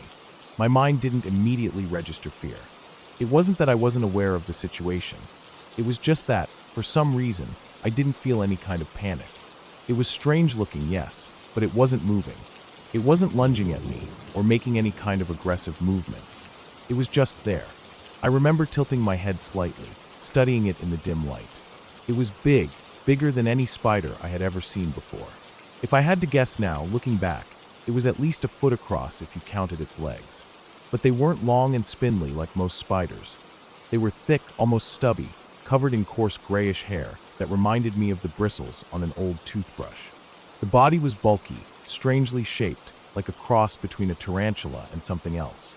Something that shouldn't exist. But it did exist. And it was right there, barely a foot away from me.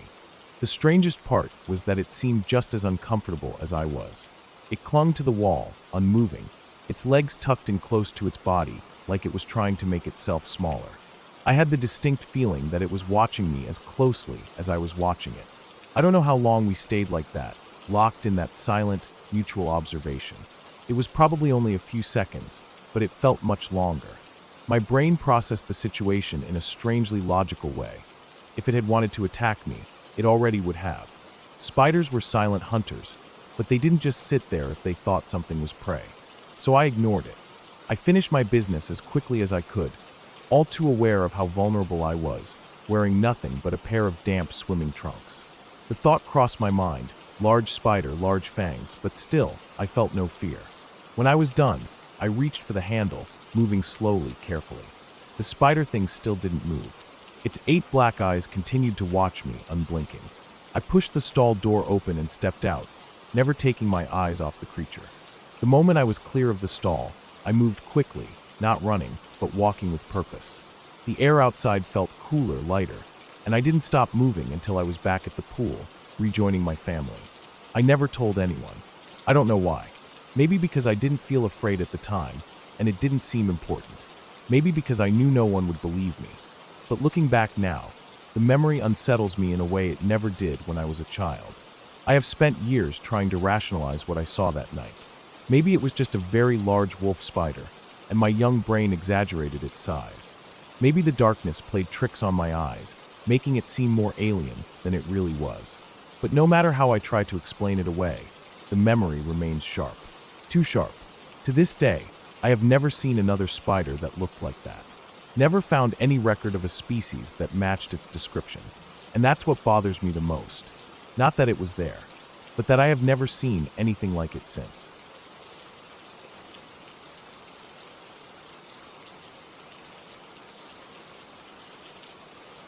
I was probably 4 or 5 when I first started seeing things.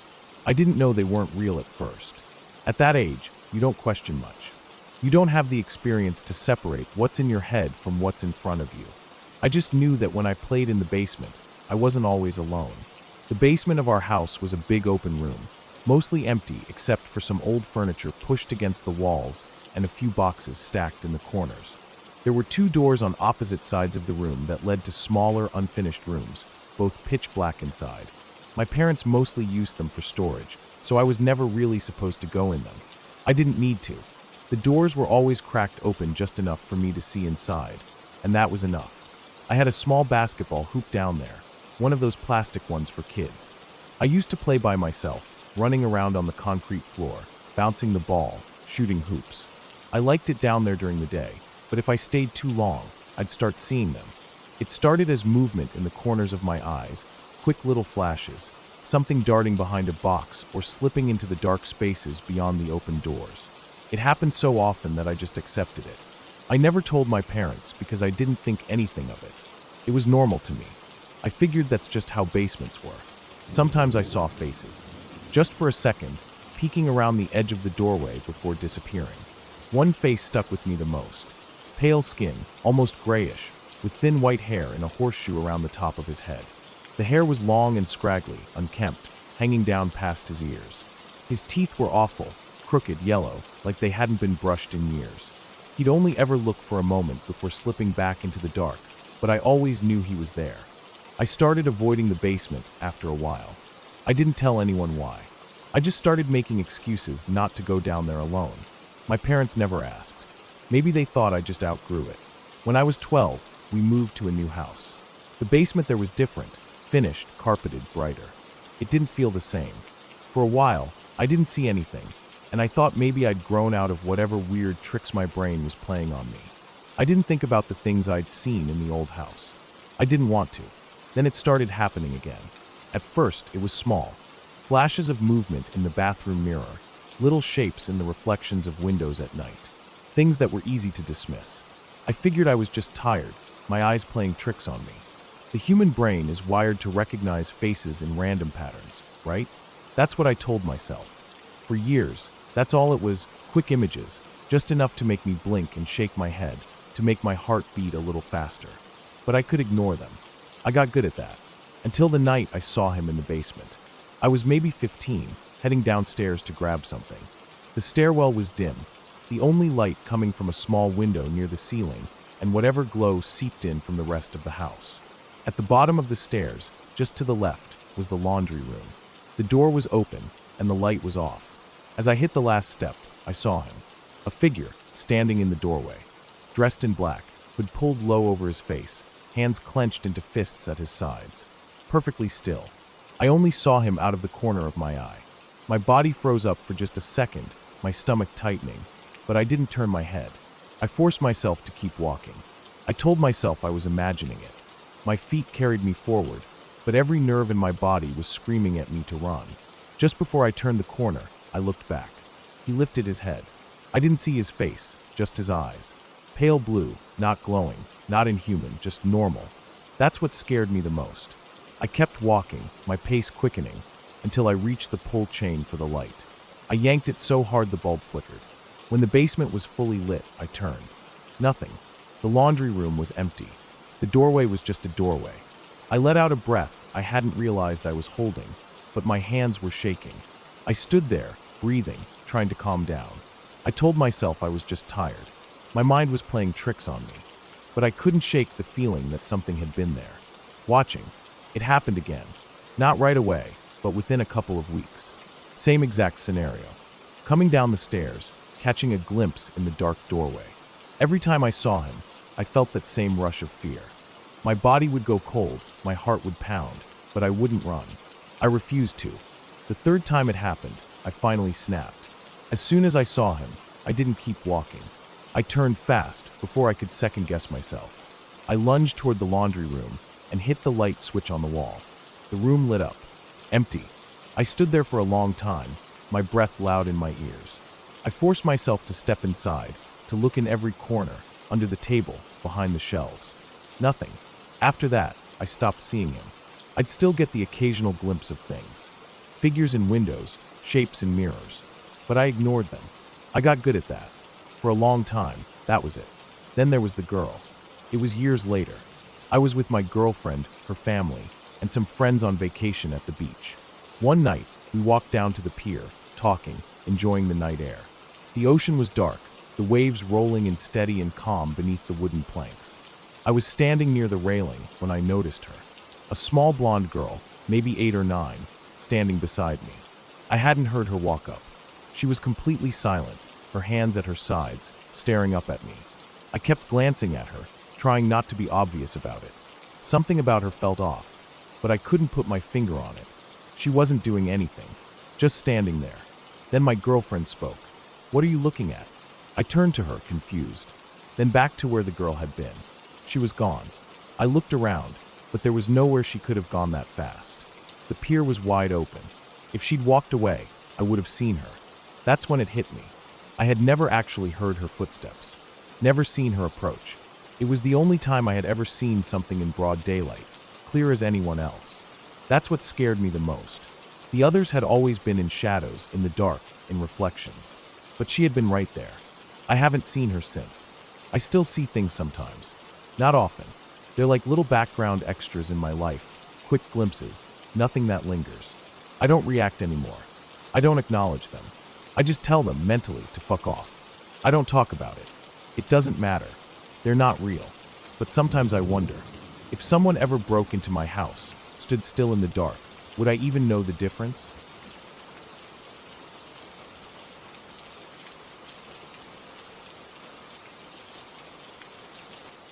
The bus was packed. Every seat taken, every handrail gripped, bodies pressed together in the aisle. The heat of the crowd mixed with the stale air conditioning, a suffocating mix of sweat and recycled breath. I stood somewhere in the middle, one hand on the rail above me, the other gripping my phone. I wasn't looking at anything in particular, just scrolling, passing the time like everyone else.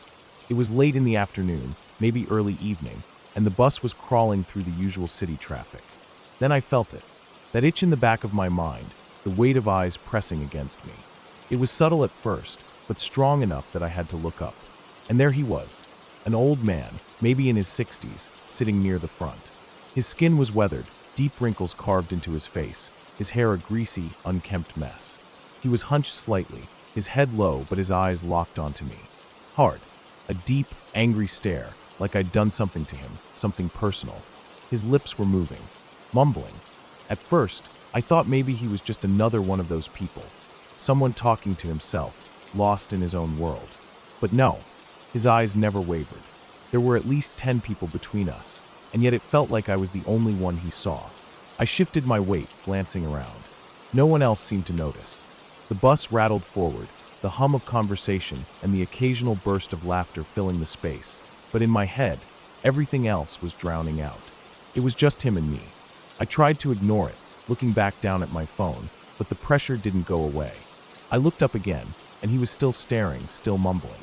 My first thought was that he was saying something about me, maybe commenting on my clothes, maybe just muttering insults under his breath like some grumpy old man.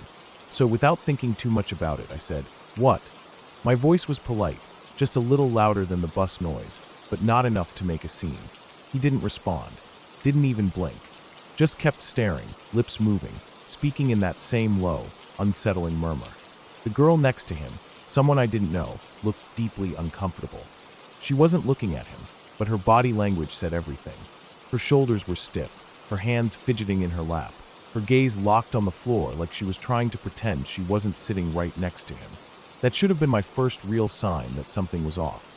The bus moved on, stop after stop, but the old man never looked away. I'd try to lose myself in my phone, distract myself with the outside world blurring past the windows, but every time I looked up, his eyes were still there, pinning me in place. His lips kept moving. I couldn't hear the words over the bus noise, but I didn't need to. The way his mouth curled, the way his brows furrowed, it was hatred, pure and simple. Hatred directed at me. I told myself to ignore him. He was just some crazy guy. He'd get off eventually. But the longer it went on, the more I felt it burrowing into me. It had been 15 minutes. 15 minutes of the same, unwavering, relentless focus. Who the hell stares at someone for that long? And then he moved. The bus lurched to a stop, and he stood up. His eyes never left mine. He pushed past people, stepping into the aisle, shuffling toward me. I stiffened, gripping the rail tighter. My heart thudded in my chest, my mind racing with 100 different thoughts. Was he going to say something? Was he going to do something? He walked right past me, brushing my shoulder, mumbling something just loud enough for me to hear. Fuck this. Fuck you. Then he stepped off the bus. I exhaled, feeling my shoulders relax, feeling that tension ease just slightly. But then he turned. He turned and faced me through the window, his face twisted with something deeper, something raw. The doors closed. The bus started to move. And I don't know what made me do it.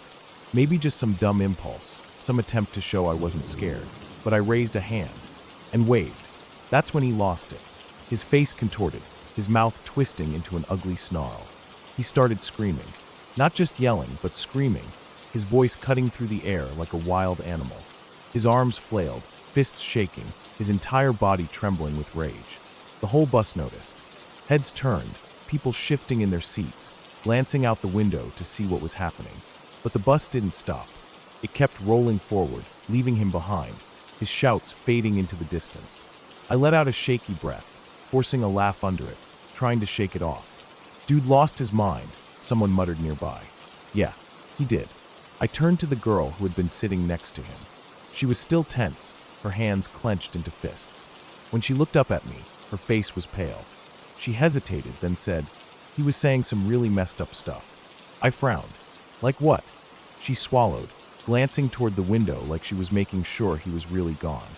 Then she leaned in just slightly, lowering her voice. He was mumbling about killing someone, raping someone, taking them to the morgue. My stomach twisted. My mind went blank for a second, then ran back through everything. The way he had stared, the way he had whispered to himself, the way his focus had never wavered. I had thought he was talking about me, but now I wasn't so sure. Who had he been talking about? Had he thought I was someone else? Or had he been planning to do something to someone before he saw me? I never got the answers. The rest of the ride, I couldn't shake the feeling that I had been caught up in something bigger than I understood. Maybe I had just been in the wrong place at the wrong time. Maybe I had gotten between him and whatever dark, twisted thoughts had been running through his head.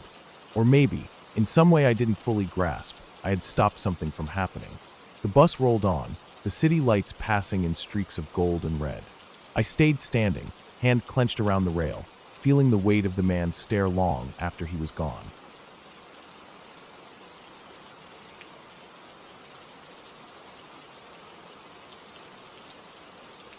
I was never someone who believed in things I couldn't see. I grew up in a religious family, surrounded by faith, but I always thought there was a line between belief and reality. I was comfortable in that space, where I could acknowledge my family's faith without letting it control my life. But sometimes, things happen that make you question everything. It started on Wednesday. My brother-in-law, who's a pastor, was visiting from Indiana. He preached during the evening service, and in his sermon, he talked about something that happened to him while he slept. He said he was attacked. He described waking up, unable to move, something pressing down on him, making it hard to breathe. He felt something there with him, something real. The way he told it, he believed it was a direct attack on his spirit. I laughed it off. Not out loud, but in my head. I told myself it was sleep paralysis. I'd heard of that before. Your brain wakes up before your body, leaving you trapped in your own mind for a few terrifying moments. There was nothing supernatural about it. Just science. Just the way the body worked. He was half asleep, probably dreaming, and his mind filled in the gaps. That's all it was. But then Saturday happened. I was at my boyfriend's place that night. We had spent the evening watching TV, nothing out of the ordinary. At some point, he stepped out onto the patio to have a smoke, and I stayed inside on the couch. I must have been more tired than I realized because the moment I let myself relax, I dozed off. The first dream wasn't anything special. At least, not at first.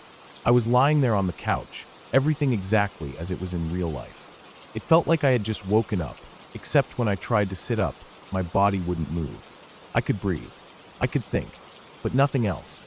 Panic crept in, but then I woke up. Except I didn't. I was still on the couch, but this time, I could move my arms. I raised them, feeling the weight of them, seeing them in front of me. It was a relief, until I woke up again. Again, I was in the same place. This time, I could move more, but everything felt off, like I was shifting through layers of something I didn't understand. It wasn't just a normal dream. It felt like I was trapped in something, like something was keeping me there. Each time I woke up, the fear grew worse. The more I struggled to move, the harder it became. Every time I thought I had broken free, I would wake up in the exact same position, unable to fully escape. The last time was the worst. I woke up and couldn't move at all. Not my arms, not my legs, nothing. My breath felt shallow, my chest tight, like something was pressing down on me. The only part of my body that still obeyed me was my torso. I forced myself to roll, tipping forward so my upper body slid off the couch. I could feel the weight of gravity pulling me, the rush of blood to my head, the pressure of the floor against my hands. Then I saw him. My boyfriend was coming back inside from the patio. Relief washed over me. He was here. He would help me. I tried to speak, but my voice wouldn't come out. My throat felt thick, as if the air itself was too heavy to push through. I managed to move my lips, forming the words in silence before sound finally broke free. Help me. I can't move. He didn't answer. He stood over me, staring down, and something was wrong. His face, it wasn't his face anymore. The shape was the same, but the features blurred, shifted, melted into something almost familiar, but not quite. It was like looking at a distorted reflection in glass, stretched and wrong. I tried to scream, but my body failed me. The weight pressing on my chest grew heavier, and my limbs turned to stone. My vision darkened at the edges. I could hear something, a low hum, almost like whispering just out of range. Then I woke up. For real this time. I was gasping, my heart slamming against my ribs. I was still on the couch, my body frozen in that moment of terror. My mind reeled, trying to catch up. My boyfriend was outside, exactly where he had been before. Everything was normal. The TV was still on, low in the background. The room was the same, but I wasn't. I sat up slowly, every muscle in my body trembling. My mouth was dry. My skin felt cold, like something had been touching me, draining the warmth from my body. The fear didn't fade. I tried to tell myself it was just a dream, that my brain had gotten stuck in a cycle, pulling me deeper into layers of sleep paralysis. But even as I told myself that, I didn't believe it. I didn't believe it because the feeling hadn't left. The weight on my chest, the pressure, the presence, I could still feel it, even awake. Like something had been there with me, watching, waiting. I didn't want to say it out loud, but I knew what it felt like. A warning. I sat there for a long time, staring at nothing, too afraid to move, too afraid to go back to sleep. My mind went back to Wednesday night, to my brother-in-law's sermon, to the way I had laughed it off. I didn't know what to think. All I knew was that I didn't feel alone.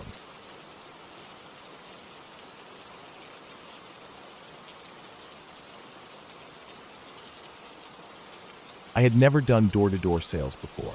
The idea of knocking on strangers' doors and asking them for money wasn't exactly appealing, but I needed the job. It was for a good cause, at least, charity work, signing people up for monthly donations to the World Wildlife Fund. That's how I ended up in this picturesque little town on my first day, walking through quiet, well-kept streets lined with stone cottages, neatly trimmed hedges, and pristine flower beds. It was the kind of place that looked like it belonged on a postcard. There was a small cricket field in the center of town, a village green where kids played and older men leaned against fences watching the world go by. A few shops, a post office, a little cafe with outdoor seating. It had that upper-class countryside charm, the kind of town where nothing bad ever seemed to happen. I had been at it for a few hours, knocking on doors, getting polite but firm rejections. People here weren't rude, but they weren't overly interested either. Finally, I got my first sale of the day. A woman in her 50s, well-dressed but casual, invited me inside after I gave my pitch. She had a warm, inviting home with framed photography covering the walls, black and white landscapes, wildlife shots, a few candid family portraits. I complimented her on them, and she beamed, telling me how her husband had taken most of them over the years. I had just handed her the contract to sign when I heard it. A scream. Not the kind of startled yelp you hear when someone sees a spider. Not even the kind of scream a person makes when they're angry or scared in the moment. It was raw, panicked, the kind of sound that instantly made my stomach clench. I turned toward the door, and through the front window, I saw a woman running. She was in smart office clothes, a knee-length skirt, blouse, and heels, but she was stumbling, nearly falling over herself in her panic. Her hands were outstretched, her face twisted in absolute terror, and she was looking right at us. "Water! Please, water!" She kept screaming it over and over. It was so frantic that for a second, my brain couldn't process what was happening. I assumed she had seen a fire. Maybe her car had caught fire? Maybe a house? I turned back to the woman who had just signed the contract, but she was frozen, eyes wide. I didn't know what else to do, so I bolted for the door. The woman in office clothes kept pointing back toward where she had come from, toward a small cul-de-sac at the end of the street. "Water!" she screamed again. I started knocking on doors, but no one answered. The town had felt so peaceful minutes ago, but now it felt empty. The houses were quiet, windows shut, curtains drawn. I had no idea what I was even asking for water for. My brain was stuck on fire. Something must have been burning. I ran down the street toward the cul-de-sac, following the path the woman had come from. As I rounded the corner, I saw a small group of people standing together, staring at something on the ground. A man turned, saw me in my green WWF bib, and called me over. I walked closer, and that's when I saw him. He was lying on his back on the pavement. His clothes, what was left of them, were melted into his skin. His face, his arms, his chest, all of it was raw, charred, and blistered. His hands were curled up, his fingers blackened and stiff. But his eyes were milky white, unfocused. And he was still alive. I stopped in my tracks. It was the kind of thing your brain doesn't immediately accept as real. I had never seen burns like that outside of movies. The way his skin had bubbled and peeled, the way some parts were dark and hardened while others were weeping, raw flesh. Then he spoke. His lips barely moved, but I heard him. "Tell Lucy I love her." His voice was weak, barely above a whisper. I looked at the people around me, hoping someone else would do something, hoping someone else knew what to do. But everyone just stood there, frozen in place. Someone had called emergency services. I could hear the distant sound of a siren somewhere in the town, but it was taking too long. The woman who had been screaming for water was now crouched near him, sobbing into her hands. She must have been Lucy. It felt like time had slowed down. I could smell him. The burned flesh, the melted fabric, the gasoline. It was thick in the air, clinging to the back of my throat. I swallowed hard, but the taste of it didn't go away. I didn't know what to do. No one did. He kept repeating it, his voice getting quieter each time. "Tell Lucy I love her." His body was barely moving, just small, shallow breaths. I didn't know how long we stood there. It felt like forever. The sirens got louder. Blue lights flashed against the houses as an ambulance finally pulled into the cul-de-sac. Paramedics jumped out, moving quickly. One of them, a woman, took one look at him and immediately called something into her radio. A firefighter followed close behind, carrying a large bottle of water. He knelt down beside the burned man, pouring the water over his face, his chest, trying to cool his skin. The paramedics moved in, setting up equipment, trying to get him stable. I took a step back, feeling lightheaded. I was still holding my clipboard. I had run toward this without thinking, without knowing what I was running toward. If I had arrived 10 minutes earlier, I would have seen it happen. The police showed up next. More people, more voices, more movement. It all blurred together. At some point, someone explained. The man had argued with his wife again. It was something that had happened before. Big arguments, threats, saying he'd kill himself, saying he'd had enough. But this time, he meant it. He had climbed into the boot of his Land Rover, poured petrol over himself, and lit a match. His wife had run outside at the sound of it. She saw him stumble out, already burning. She had screamed for water, had run, had panicked. But there was nothing she could have done. I left the cul-de-sac in a daze. I walked back through the perfect little town, past the quiet houses, past the cricket field, past the cafe where people were still sipping their tea like nothing had happened. I didn't go back to work that day. I didn't go back to the job at all. I had signed up to sell charity contracts. I wasn't prepared to see something like that. Even now, I think about him. His eyes, his voice, the smell. If I had walked into that cul-de-sac just 10 minutes earlier, I would have seen the fire. I would have seen him go up in flames. I didn't see it happen, but I saw enough.